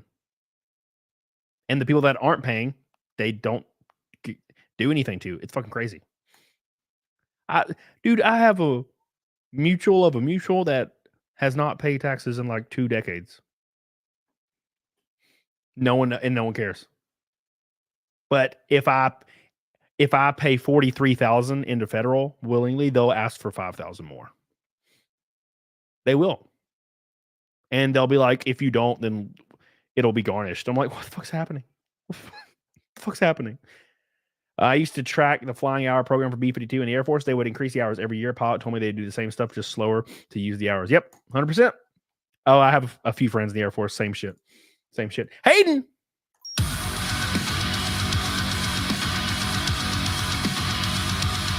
I work in New Mexico, live in Texas. Guess what state just sent me a letter last week telling me I owe them an additional $3,000 from 2020? Hint, it wasn't Texas. Yep, I get that every year. I got a state one from Alabama from 2019. It just said I owed $3,000 from 2019 randomly, and also they were suing me. The state was apparently suing me. I didn't even know. I just got a letter and it's like, oh, the state versus you here for $3,000. And I'm like, the fuck? What's happening? Had like a court date on it and everything. I was like, what the fuck? Oh yeah, you're going to prison, bro. It's like, oh, $3,000 from 2019? Oh, what are you talking about? Yeah, you lose. Jay Crane, you lose. So it's like, pay it now. And you can pay it online. Pay it now. Thank you, Hayden. I appreciate you. Yeah, no, Hayden. You know what's funny? They also gave me a $190 refund randomly for the same year. They said I was going to be sued for $3,000, and then also the month before they gave me a $200 refund check. It's the weirdest. I don't know how any of this makes sense. It's crazy, man. It's really sad. Did you see Louis Rossman's New York tax sale? Oh God, I can only imagine. The fact that anyone lives in New York or certain places in California is the craziest shit. Why are you there? What are you thinking? Oh, but it's expensive to move. You're paying $50,000 a year in property taxes. What do you mean it's expensive to move? Sell your house. If you have positive equity, pocket that shit and spend $250,000 in Alabama and get you a mansion. What are you doing? Well, I really like the food. I shit you not. I have heard that before. I really like the weather though here and the food. What? You like the food? You're paying $50,000 property taxes a year on top of whatever you're paying because you like the food and the convenience. You're kidding me. You're kidding me. Wow. Well, apparently it's not very bad, and you probably should stop complaining. I really like the food. Okay. Thank you, Hayden, for your pink boy. I love you. Thank you, Marion Halsman, for your red boy. Thank you, Master Lions, for your red boy. We're closing in on Naked Snake. We're almost there. A couple more red boys, and we're in there, son. Billy Hatcher says, Louis Rossman gets bullied by New York all the time. They never stop nagging you about taxes at all, and it gets worse with taxes in New York City. Shit, I have friends that get bills from all kinds of different places. Oklahoma, California, and they haven't lived there in 10 years. They just want money. And who are they going to prey on? The people that voluntarily pay taxes. They're not going to go after the people that don't. They know it's a lost cause. Thank you, Billy. I appreciate you. Love you. I want to get fat, fresh fish. The coast of North Carolina is really nice. Like the Barrier Islands. That's a really nice place. I like it a lot. I love it a lot. It's very, very cool. Anyways, we were talking about some fun stuff. We got some more. I forgot what I was going to talk about next, though. I'm trying to think. I had one other thing that was real big that I was thinking about. And I don't remember. Maybe I tweeted about it. Maybe I didn't. Something that was trending, and I was going to put it in the title, and then I forgot to because I'm stupid.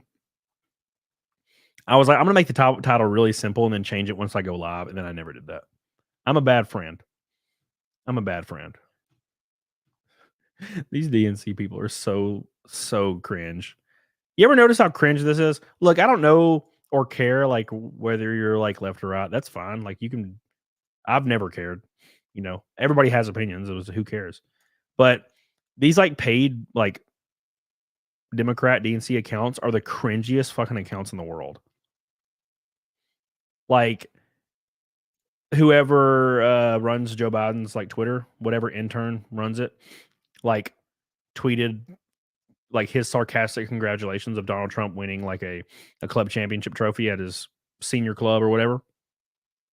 And this like the little cringy kid that's, you know, paid by the national committee like to post social media stuff in honor, like in support of the DNC.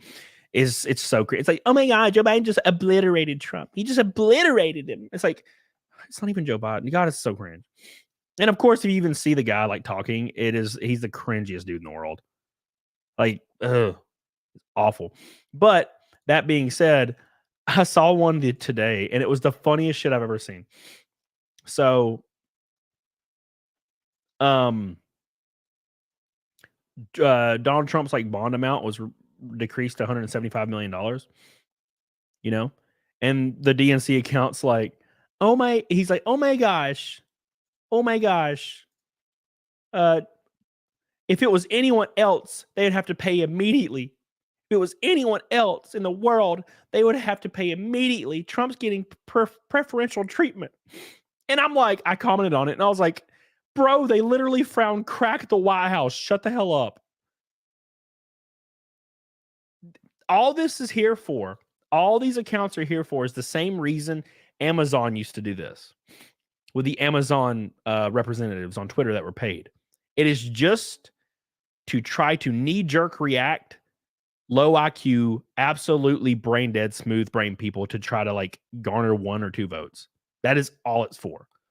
It's for somebody to knee-jerk react that does not follow anything at all to see this and be like, oh, wow. Wow. That's crazy. Wow. That's all it's there for. They quite literally said that old Joe Biden was too old and too not sound of mind to face trial over leaked classified documents. They ruled that he was too old and too senile to even face trial for leaking documents, which he did do. You know, the guy that like is the president. That's crazy. Like, that's crazy. But it's like, oh, Trump's getting preferential treatment. What the? You kidding me? Like, everybody that's a gajillionaire is going to get preferential treatment, bro. Come on. Come on. But Jesus Christ. Mal Cherry on Rumble with a $5 Rumble rant says, according to Viva Frey, Rumble rants are going to be 100% to the creator the rest of the year, unlike YouTube taking 30% from Chuper Chats. They really want people to be here. I don't think that's true, Mal Cherry but I do like the sentiment. That would be cool. But I've noticed there's a lot of inconsistencies. The other night there was like 1,200 on Rumble, which is like the most I've ever received on Rumble. I was overwhelmed. I just couldn't believe it.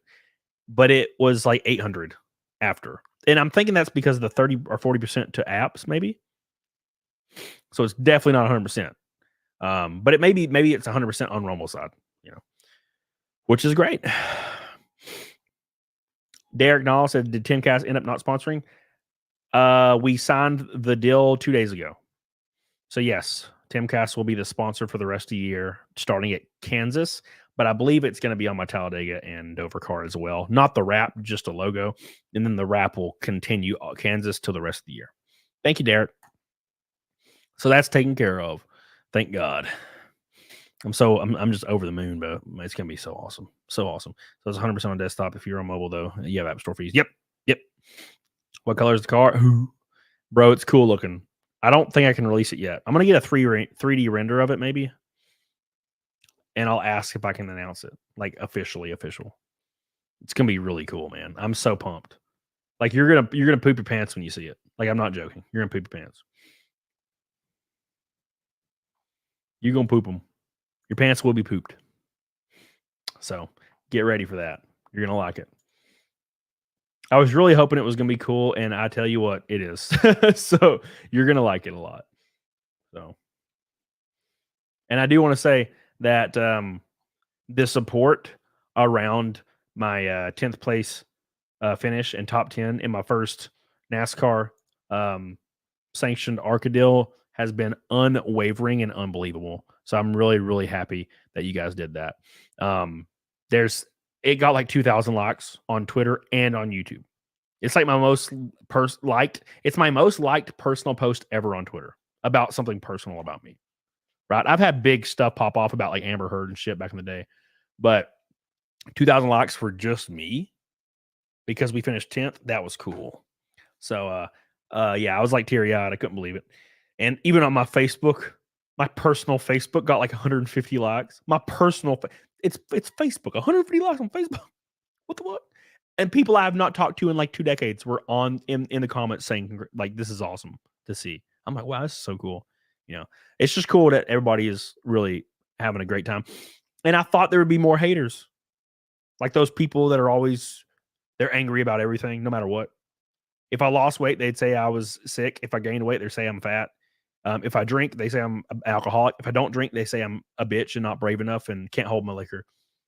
If I work out, they say I'm cringe and a gym bro and dumb. But if I don't work out, then I'm lazy and stupid. If I pursue my dreams, then I'm stupid and infantile and can't do it and am going to fail. But if I don't do it, I'm also a bitch. Like, it's those people. And I thought there would be way more of them. And there was like 2. And I was like, well, that's nice. That's nice. I've never cared about what they said, have ever said. It's been really funny. But I was very surprised. It was like 2 instead of like 100. That was crazy to see. I was fully prepared for the 100. And only 2. I was like, oh, damn, okay. Mass Lions!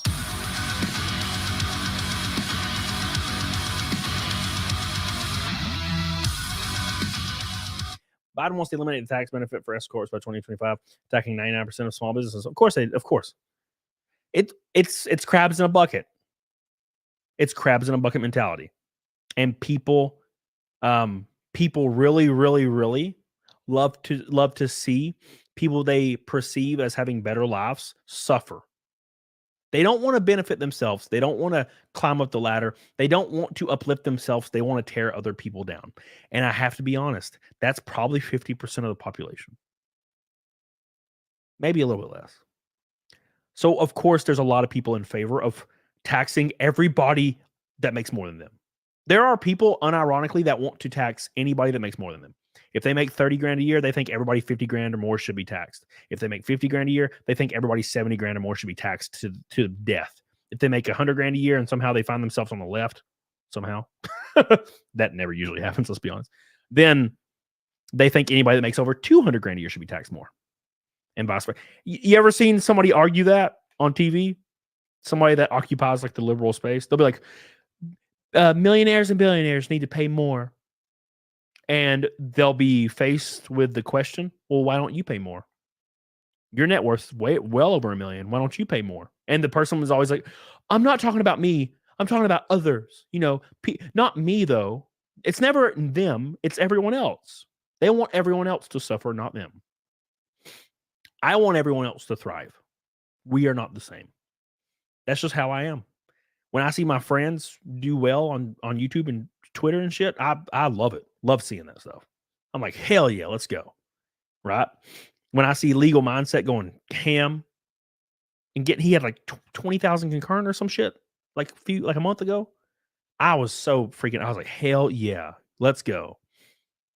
There are people out there that get mad if you have more people watching. They get angry. This isn't fair. I should have people watching me and not them. Instead of trying to learn and better yourself. How drunk am I, Rory? I have not drank any alcohol for like 2.5 weeks. But I do plan on it in about a week and a half. Because I'm going to Vegas. Mass Lions, thank you, my friend. For another pink boy. Love you, dude. Appreciate you so much.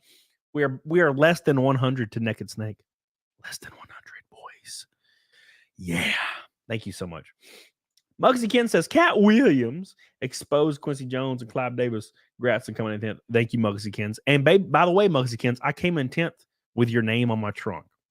You were along on the ride with me. So I appreciate that, dude. It is the reason I was in Pensacola was almost exclusive because of the Red Boys. Because I was out of fucking sponsor money, bro. And I was, should I sell something? What should I do? Because I needed to make it to where contract negotiations were over for sponsorship. The Red Boys pretty much bridged the gap right there. So thank you guys. You were quite literally responsible for that top 10. So I appreciate you, Mugs, again. 200 Watt Studios. Congratulations. Thank you, my friend. I love you, baby. Helena says, taking a guess. Is the name of the guy Ray Dalio? I doubt it, but we'll look. Ray Dalio. No, but he looks creepy, though. Thank you, Helena, for your super sticker. I love you. Helena, make way, make way. Albert Pontiac says, be careful in Vegas. Bad stuff happens there. I've been to Vegas 21 times. So I'll be all right. I love Vegas. Ellie Fant, top 5 will win. That's the next goal, baby. Well, my goal forever is going to be top 10s and stacking them. But a top 5, yeah, obviously that would be the next rung. You know, thank you so much, Ellie Fant. I love you. And by the way, Mosykins dropping a 100 Canadian dollar rant.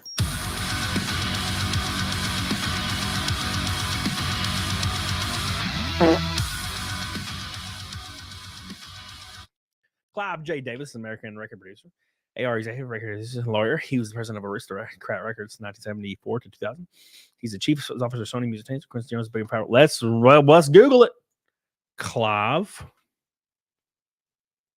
Davis. I think this is the guy. I'm pretty sure this is the guy, Clive Davis. I think this is the guy that Cat Williams named.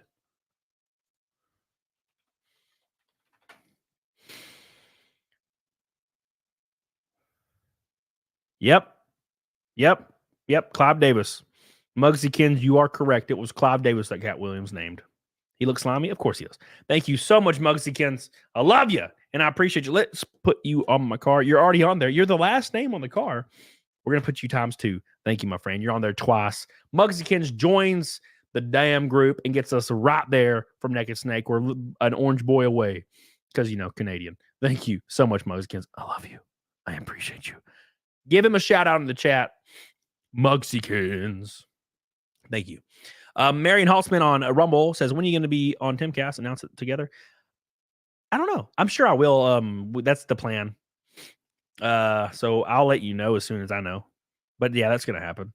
I'm going to get a 3D render done for the car, and then I'm going to ask if I can announce it. And then we'll go from there. I also need to start getting something else done before I forget. Marion Halsman, I love you. Thank you so much. Rakin Knight with a $5 Rumble rant says, membership subscriptions 100% goes to creator. 70-80% less done on the phone because Apple and Google take percent. Thank you, Rakin. I appreciate that. Thank you. I appreciate you. Here we goes. You guys ready? You guys ready? Karis.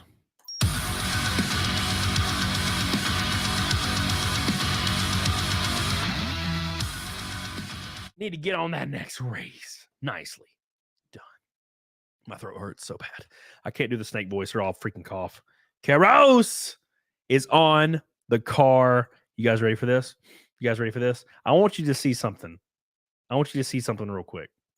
Because Karis has supported me so much in the initial stages of my racing career. Let me find it. I probably won't have access to it. I probably have to look at my email. Hold on.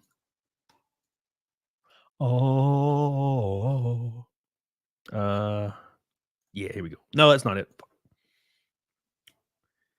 Here we go. All right. I want to show you some pictures this is from the top 10 finish, guys. Toasty, what's up, baby? Toasty with a mosty. Okay. God, I'm hungry. I ate grilled chicken and rice for dinner, and I'm a hungry boy. Let's extract all these to.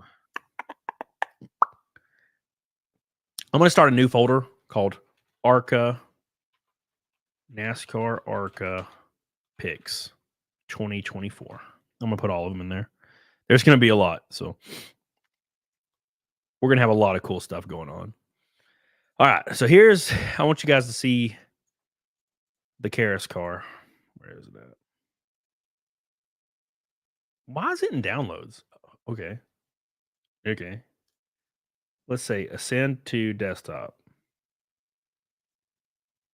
Yeah, we'll just do that. All right. So check this out, boys.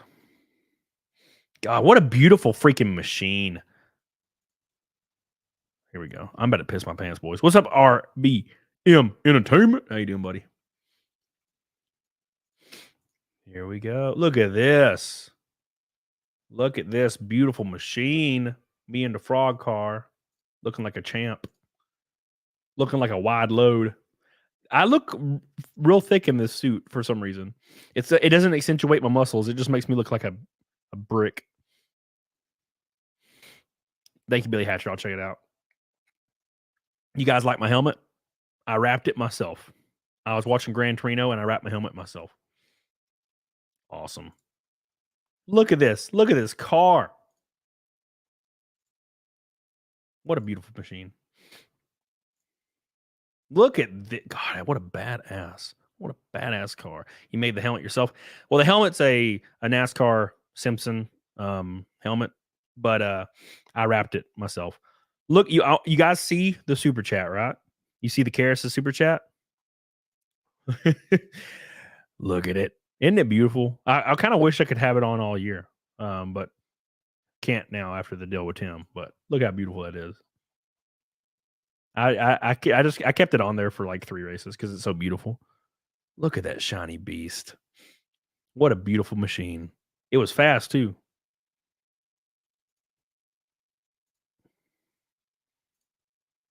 Purple. He was coming after me, boys. Is this during the race? I think this is during the race. This is nighttime pictures and they look daylight. Yeah, I was passing a lot of guys. No, this must be practice. There I am. Candid shot of my dumbass.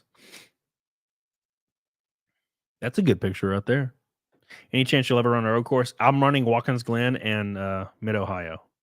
The Taj's purple looks good. It does, and it's kind of sad that it's going to have to change for sponsor stuff. But I mean, we won't paint it. We'll just wrap it so you can. It'll be purple again. Look at that. That's hilarious. Purple. Look how purple he is.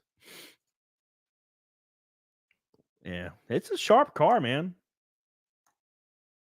It really is.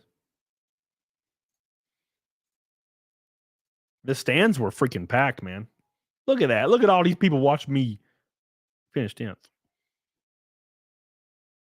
When will you go race Nick in his muscle car? Oh, I have no idea. I haven't talked to Nick in such a long time. Has Cyberfrog car already been used? No, Cyberfrog car is currently being built. It will be finished April 9th. The Frog car will be 100% complete April 9th. And we're going to do a big press release and stuff. Look at all the people just chilling.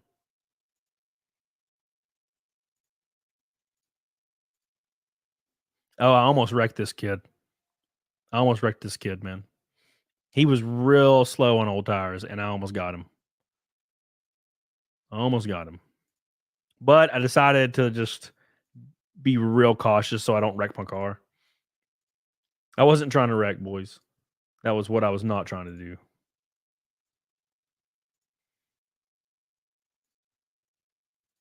A lot of fun, man. One of the coolest experiences easily of my life, and I'll never forget it. And I'm thankful that you guys helped me get there. Thank you, Karis, by the way. You finished on the lead lap? Oh, no. No, there was Joe Gibbs cars, bro. And Venturini cars there. No, I think I finished at lap 143. But we finished 10th. The amount of competition, like ranges in the series, is pretty drastic. You have the A pack, and the B pack is like half a second off, and then the C pack is like 3 seconds off for some reason. Joe Gibbs and Arca, yeah. The Daddy CEO guys, yeah, of course they got some cars down there, man. It used to not really be like that, but I think they won every last race last year. Venturini and Joe Gibbs running 100% of the races. You forgot the D-Pack. Who's the D-Pack? Who's in the D-Pack? But yeah, it's unless I had about $100 million to invest, you're not going to keep up with those guys. There's possibilities that you could really nail a setup, get a really good pair of tires, and outrun somebody maybe. But that's very far and few in between. It has happened before, but it's not very common. So the goal is to gain a lot of experience. The D-Pack is the guys who are there for shits and giggles and barely run. Yeah, that makes sense. Like, I guess you could say starting parks, yeah. But yeah, that's the truth. Thank you, by the way. We hit Naked Snake, guys, for the 287th time. 287th time. Thank you so much, boys. And I appreciate you guys being so supportive. You guys are awesome. Thank you guys so much. Were those your one night stand children? Yes. Yeah, of course. And it's also really, really cool. It is very, very cool. to perform well for an organization that I feel like people are under the impression that's worse than they are. That car I drove is on par with some of the faster cars I drove in that other series I was in. It just needs a little bit more power. The engine's like, it's been ran through. The chassis is great. A little bit more power, put it on a pull down rig. And we're doing all these things, by the way. And this car is a top 10 car, I think. Top 15 in the main series, easily top 10. Easily top 10 in East or West. But as far as main, it'll be a top 15 car, I think. Is ARCA a development series? League for NASCAR? Yeah, it's called a feeder series. It used to be the truck series that was kind of considered the feeder series for Xfinity, but now ARCA is. People usually go from ARCA straight to Xfinity now. The Dodge's chassis is easily 20 years old. Yeah, I'm sure it is. It's probably about 20 years old. It's a Hopkins chassis. So it feels nice. Well, now, to be granted, my other Hopkins chassis I raced was 2004. So, very solid car. Aricus. Oh my God.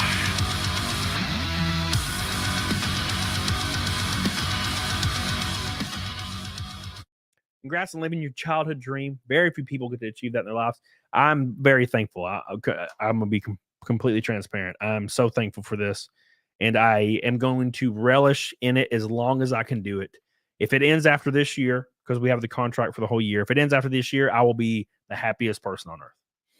So thank you guys. And thank you, Irikis, because you're on the car now. You're on the car.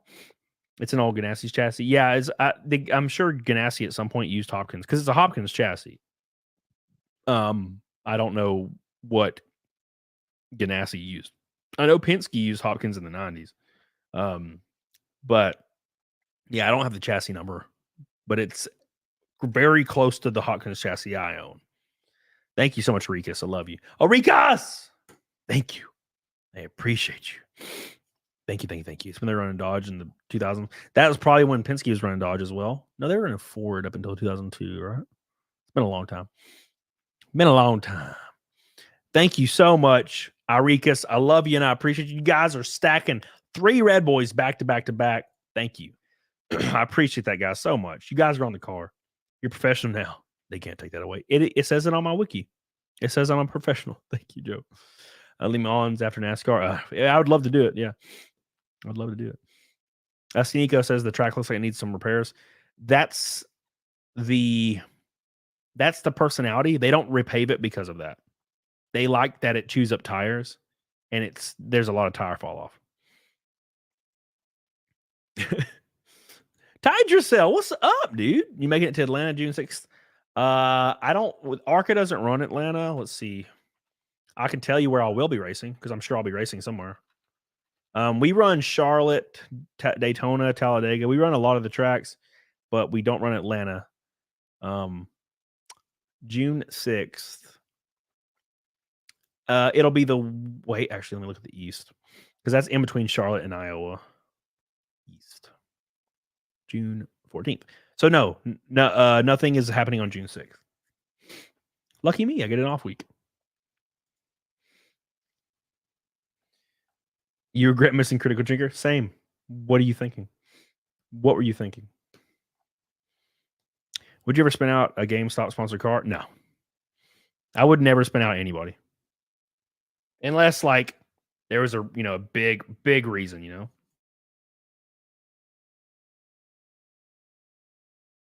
I got my handkerchief. I don't want you guys to see me handkerchiefing. That's weird. It feels weird, but I'm just handkerchiefing. Oof.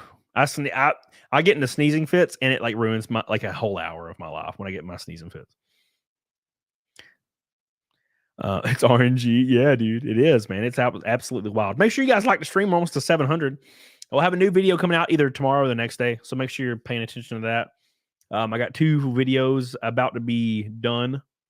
I just haven't been going as hard as I'd like because I've been gone. Been a lot of fun, man.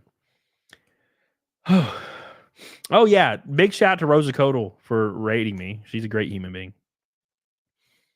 You'd hate Tennessee because I'm telling you, man, it's pretty bad here. It's really bad in Florida. It's pretty bad here. We have pollen right now, so it's starting to get me real bad. But it's all good, man. It's all good. Who cares? Don't worry about it. Don't worry about it. Entirely in Gaelic. Dude, I love Critical Drinker. He's my boy. Ohio's bad. I'll be in Ohio for a race. Mid-Ohio Sports Park. Is that what it's called? So it's a road course. Mid-Ohio Sports Car Course, the ARCA 150. I'll be there running the road course. Don't miss it. That's going to be a really interesting experience. I'm so excited. I love road course racing. So that's what I started with. So it's going to be a lot of fun. Every time I visit back home, Pensacola, I sneeze like crazy. Dude, I'm telling you what, I about died. I about died, dude. I about died. But don't forget, guys, if you have not got your tickets to Talladega yet, it's April 20th. Don't forget. What car are you taking to Mid-Ohio? I don't know yet. It might be the purple car, man. Because if you change the A-arms, you put your 8-degree spindles on, change your upper control arms, change a few things here and there, you can run a short track car at a road course. Now, of course, there's the big budget teams have road course cars only for road courses. But a lot of the smaller teams will convert over a short track car to a road course car. And that's probably what we'll do, I'd imagine. Anyways, PDD car. So Talladega, Ohio, Kansas. No, it's Talladega, Dover, Kansas. Talladega, Dover, Kansas, Iowa, Lucas Oil, Charlotte. That's like, I think it's 6 races in a row.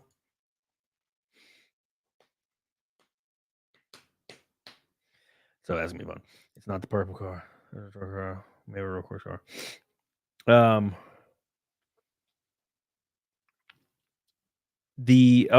we may have a road course car. We could do it. Hey, fuck, I don't care.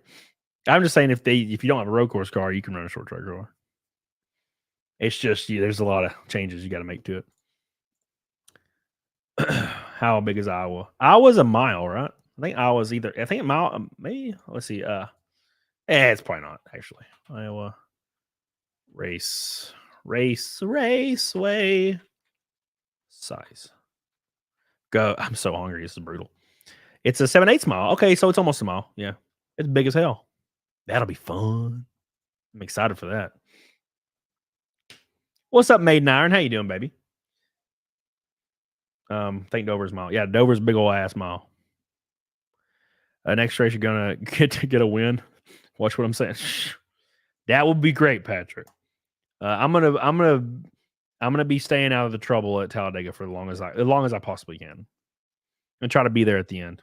I will definitely not be running in the pack, unless something happens and I end up cycling through to the lead, like through some pit stuff. Then I'll try to run out front as long as I can. But as soon as I get shuffled out, my happy ass is going to the back and waiting. As all they call it chicken shit racing. I used to get mad when Mark Martin and Gordon did it, but now I'm like, well, I got. Wait, that sounds like a great idea in real life. To be honest, no one wants to wreck going 180, 190 miles an hour, dude. That's for damn sure. Big shout out. If you do, you have to do naked snake on my face. Deal. Let's give a shout out to some of these boys here. Arikas, Karos, Mugsikins, Master Lions, Hayden, Master Lions, Billy Hatcher. Thank you guys so much for all your support. Unbelievable, unwavering support today. Thank you. The wind is blowing. Does that mean you finally got the money to actually gooch? No, not happening. Love it. Thank you, Maiden Iron. I appreciate you. Mizu said not a fan of Gordon. He came off as a preppy rich boy to me. Man, you would not be a fan of anybody now. Like Gordon's kind of one of the guys that came from humble, like him, Earnhardt. Most of the drivers from like they kind of like that rose the ranks through the 80s, early 90s were talent oriented, and then they would get money behind them through sponsorship and kind of climb the ranks that way. Now the entire field is millionaires. It's CEOs, kids, and stuff. So, Lounge King, can we get a clean pick of the trunk lid? Clean pick? Yeah. Lounge King, let me look. This might be hard to find. I'm trying to think of when I posted it and where I posted it. It's going to take me a second to scroll. I posted it a while back. Actually, it might. Well, yeah, it's probably right here, actually. Never let this go. So open wide. All right, here we go. Here we go. Oh, everything's freezing. God, it froze right when I was about to pause it. God, I hate Twitter. I hate it. I hate Twitter. And everything's froze now. I can't. Twitter does the same thing as YouTube. If you try to fast forward a video, everything freezes and you're just boned. Oh my God. Anyways, here, I'll try to get it to work while I'm doing this.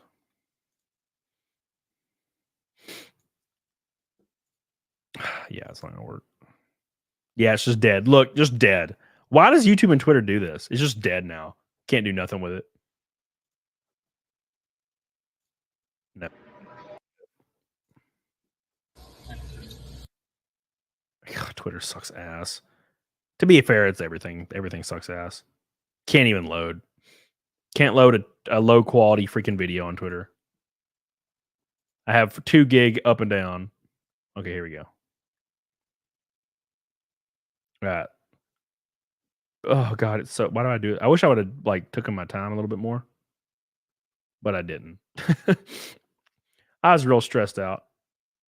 Come on. Oh fuck. That's the left side of it. That's the left side of it. Oh, thank you guys. Anyways, that's about as good as I can do. I'll get a pic of it before I move it to a different car. Anyways.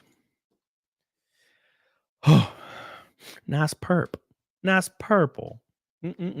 Solid mom on Toyette. Well, really? Oh my gosh. You can slow it down and post, James. We all got it. Oh, Big Lee Cody with his fancy handkerchief. It's actually just a washcloth, but it's fine. It's fine. Don't worry about it. It's all good. Oh man. But at any rate, it's gonna be very exciting to see how this P. Diddy thing plays out. See who's implicated, see who goes to prison. It'll probably just be P. Diddy, I'd imagine.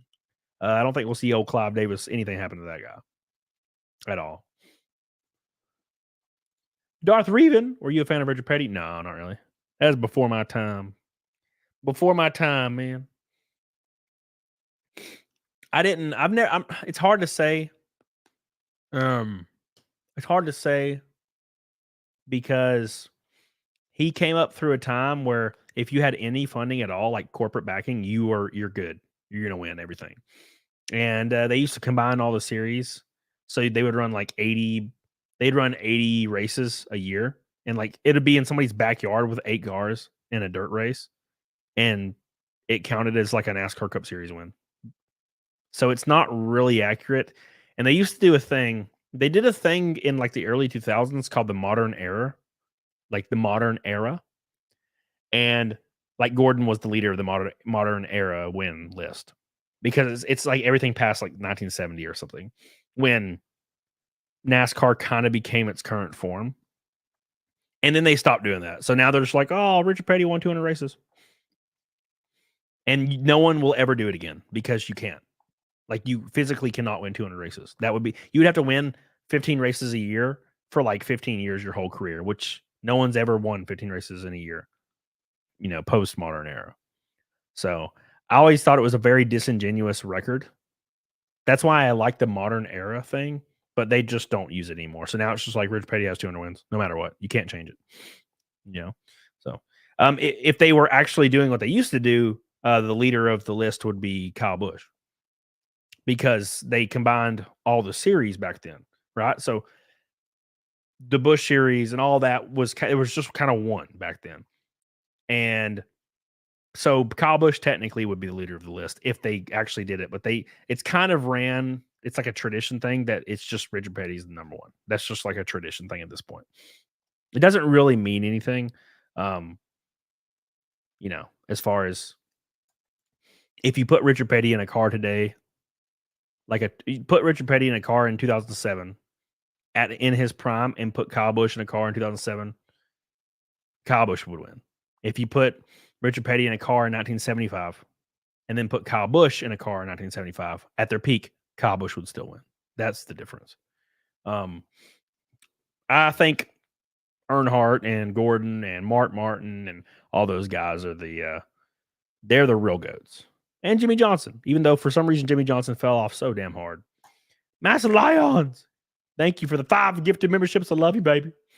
I love you, my man. You're good to me. You're good to me. I know a lot of people get pissed off about the Richard Petty thing, but I think it's a little weird. I think it's silly. It's kind of like the Jimi Hendrix thing. Everybody hates my Jimi Hendrix opinion, because a lot of people think Jimi Hendrix is the best guitarist on earth, or still is, best guitarist of all time. And I'm like, I disagree. As a musician and guitar being my main instrument that I played since I was a little tiny bastard, most influential, maybe, not best. If you include popularity, and like a lot of people that have never played guitar in their life will say, "Oh, Jimi Hendrix, he's better than Van Halen and Yngwie Malmsteen and all." No, he's not. He's just not. He wasn't even better than Stevie Ray Vaughan. Stevie Ray Vaughan was a monster, but he was very influential, and people mix the two. Well, he was influential, therefore he is best. And I'm like, no, he's influential. He's most influential, not most best. That doesn't make sense. It's like people that say Slash is the best. I'm like, dude, Slash is literally a 6 out of 10 blues guitars. What are you doing? You know what I'm saying? So I always thought that's the same thing with Richard Petty, in my opinion. Richard Petty was in a really big shot with like STP and corporate sponsorship and had ungodly amounts of money in the 60s and 70s and took it way more serious than anybody in the 60s, 70s, and 80s. Therefore, he racked up ungodly amounts of wins when they were racing 80 to 70 times or 70 to 80 times a year in random places and on dirt tracks in random states. So that's what I'm saying. What about Flea as best basis? No. You mean to learn to play the right hand upside down and lefty though? That's impressive. I think that's because he was lazy. I don't want to restring this. I don't know. Are you talking about how petty and how overrated he is? Yeah, kind of. I think he's overrated. Yeah. I don't want to knock like what he accomplished, but I'm just saying like the record is disingenuous, is what I'm saying. 200 wins. During a time when they were racing 80 races a year. Some fields would have 9 cars, and it's like people built the car in their backyard, and Richard Petty was the only guy that had corporate sponsorship back then, which was like a big deal. So like you could there was 80 chances to win a race, and sometimes there was like 9 or 10 cars. You can't compare that to today when there's 40 cars, 30 of the cars are hyper competitive, and there's only 36 races a year. It's just, you can't compare that shit, So that's why I miss the modern era, when they used to call it the modern era rankings, because they made sense. Gordon is easily the number 1, and then it was Earnhardt, and then it was Rusty and Mark. But now it's, it's just like, oh, Richard Petty, Kerry Yarborough, then Gordon. So yeah. Anyway, sorry guys, I'm like ranting about stupid shit. Make sure you guys like the show. I'm really thankful you guys showed up and hung out with me today. We have a little bit left. We're going to hang out for a little bit longer. I want to thanks everybody for going ham as hell on Rumble and ham as hell on YouTube and joining to congratulate me on my first top 10 in my first NASCAR sanctioned ARCA race. Awesome. So cool. What a great weekend. I've been over the moon all weekend, and if I would have got 11th, I would be so upset. So I'm just thankful it worked out. It felt like for the first time something worked out, as far as racing goes. So thank you guys. I really, really appreciate it.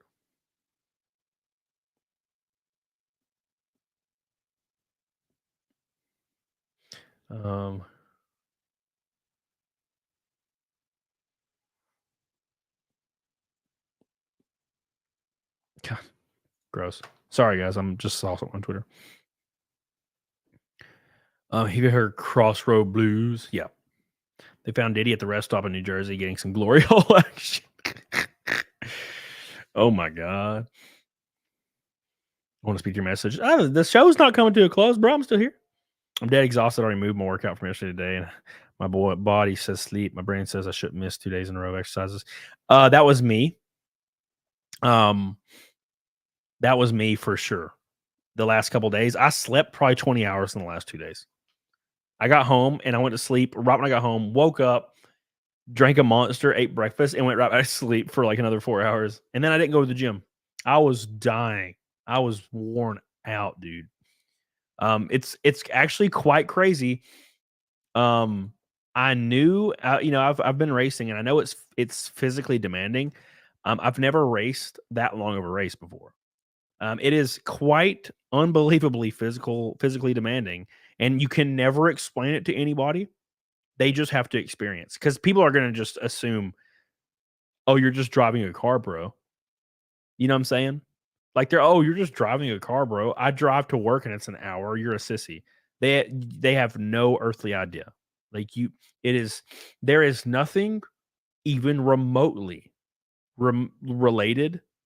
There is nothing even remotely related to driving a car, like a daily driver or something, versus driving like a long distance like race in a race car. It is not even, they're not on the same planet. It is basically carving a rock compared to brushing your teeth. They're not the same thing. So not the same thing. A lot of people, they don't get it. And you can't get it until you do it. And I was the same way. I knew it was physically demanding, but I didn't know that I wouldn't be able to move my arms and hands and like my right shoulder. My like neck was sore, my lower back sore, like my core is sore, my calves are sore, my shins are sore, my ankles are sore. It's brutal. And it was only 150 lapper. These guys will race at Bristol for 500 laps. Martinsville 500 laps. Oh my God. Whew. Wow. That's crazy. Ooh. Yeah, all too, dude. I know exactly how you feel, man. I know exactly how you feel. Yeah, it's been a lot of fun. It's been a lot of fun, man. I've been having a lot of fun. Beep, beep, beep, beep, beep, beep, beep, beep, beep, beep, beep. Better ready for 200 at Salem. Is Salem 200? That's gonna be wild. Salem's a fast track too. Been watching I watch a lot of footage to try to get ready for stuff.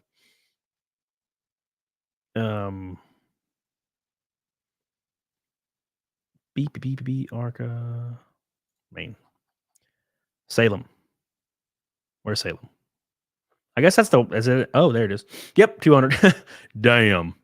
July 27th. Brutal. It's gonna be fun. I'm also craving carbs. Oh my God, same. You sound like how I felt after riding a wooden roller coaster 4 or 5 times in a day when I was there. I ached the next day. Yeah, it's pretty brutal. Post race piss feels amazing. I was dehydrated. It's actually when I get out of the car, I don't have to piss. I'm so dehydrated. Darth Reven says, as a guy who grew up being a Gordon fan, I approve, but I still appreciate some of the old school races like Petty. I don't think they're like frauds or anything. I just I don't think they're like gods. You know how they're kind of portrayed as like no one could ever beat this person in history. No. Right. I respect everything they've done. Obviously, it's a lot of shit.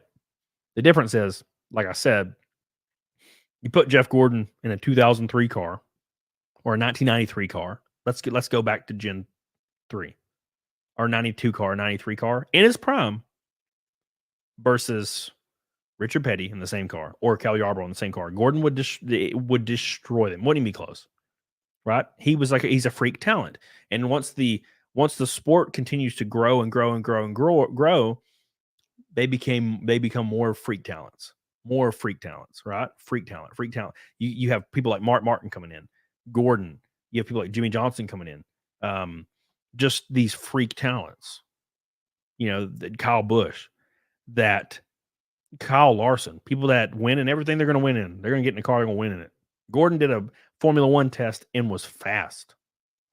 It was like a joke test trade car day, and he was fast, so fast that Formula One teams, specifically one, was trying to get Gordon to move over to Formula One and do a year in GP2 and then move over to Formula One. Like, no shit. So that's the difference. Gordon did a Formula One. No, he tested a Formula One car. And Jackie Stewart wanted Formula One, or wanted Gordon to move over to Formula One. And he wanted to run GP2 in 1999 or 2000, and then move over to Formula One in like 2001 or 2. And Gordon obviously didn't do it because Gordon was on top of the world in NASCAR, right?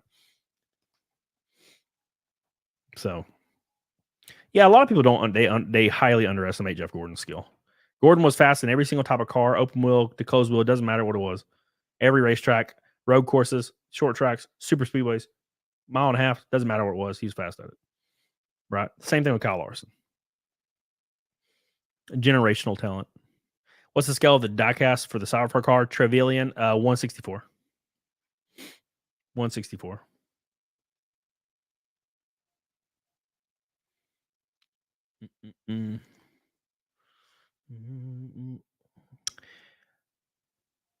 We got to do Negative Snake, boys. Kyle Larson's likable. One thing about Kyle Larson, that dude has aged like 10 years in the last year. Like, what the hell? Anybody notice that? There's like a picture of him. I saw a picture of him the other day. I'm like, why does he look like he's 47? He looked like he was 22 like a year ago.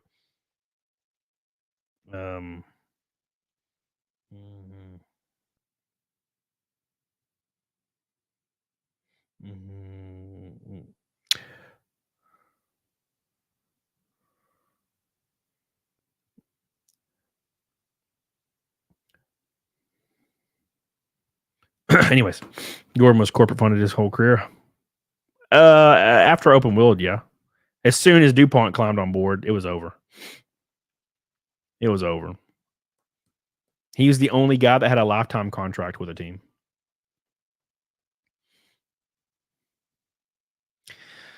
Well, I want American Racing to do that. Do what?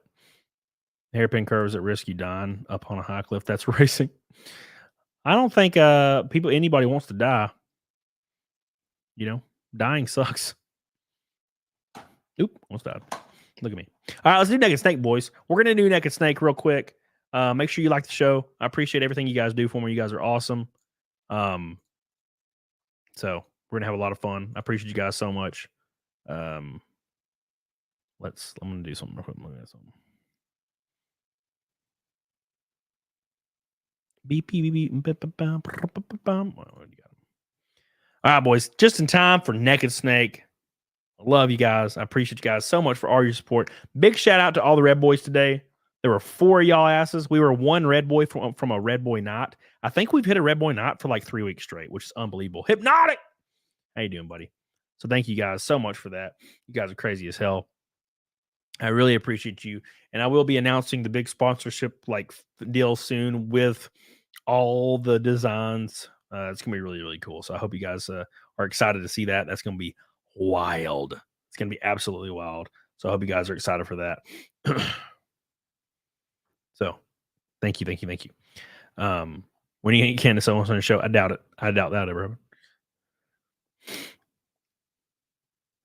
Yeah, Cole Trickle. It was awesome. That's a really cool video to still watch, by the way. The whole test at Indy. So, but yeah, gonna be a lot of fun. A lot of stuff to look forward to this year. Sorry, I'm a little bit lower energy on the stream. I'm still recovering from traveling and racing, and I'm just worn the hell out. So I love you guys so much for all your support. We're 40 likes away from 700. Let's give it some love. We will be raising. We'll be rating post Kangs. Oh, okay. Here it is. My bandana's just in there. But we're gonna do Naked Snake first. You're allowed to be tired. Thank you.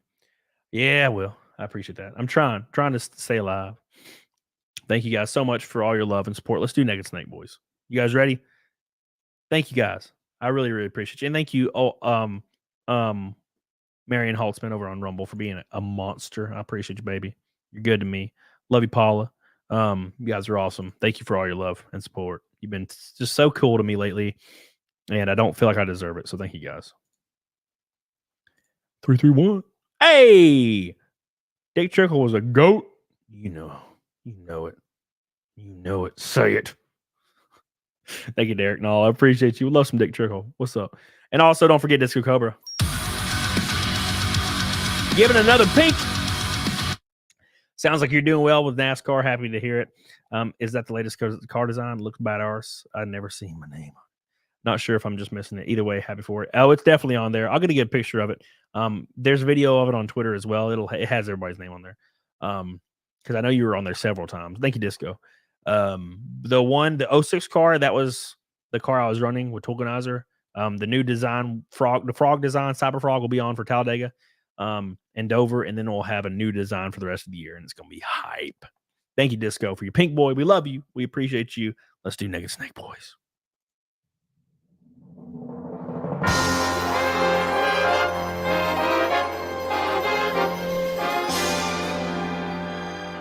It's that time again. Let's do this.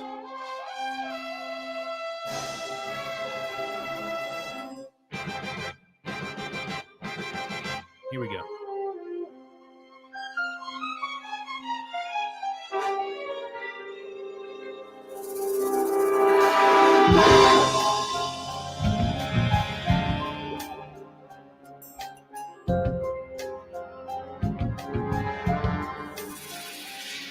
What a thrill with darkness and silence through the night. Damn, Master Lions, damn. I'm searching, now melting to you. Here we go, boys. You guys ready? What a fear in my heart, but you're so supreme.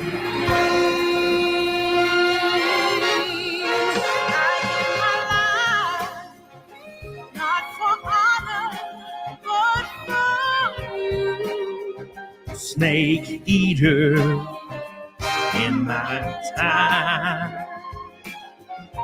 There be nobody else. Cry. It's the way I fly to you. I'm still in a dream, snake eater. Amazing. Here we go. Someday we'll go the rain. Someday you feed on a tree frog. It's a trial to survive. For the day. Amazing. Can you believe it? I give my life, boys. Not for honor, but for you. Yeah. In my time, there been nobody else. Cry. It's the way I fly to you. I'm still in a dream, snake eater. Jesus! Can you believe it, boys? Thank you guys so much. 287 in a row.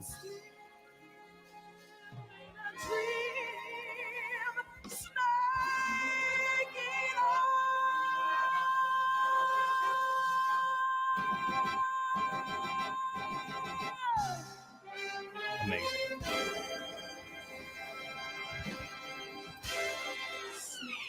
Thank you guys so much for all the love and the support. And also, Master Lions.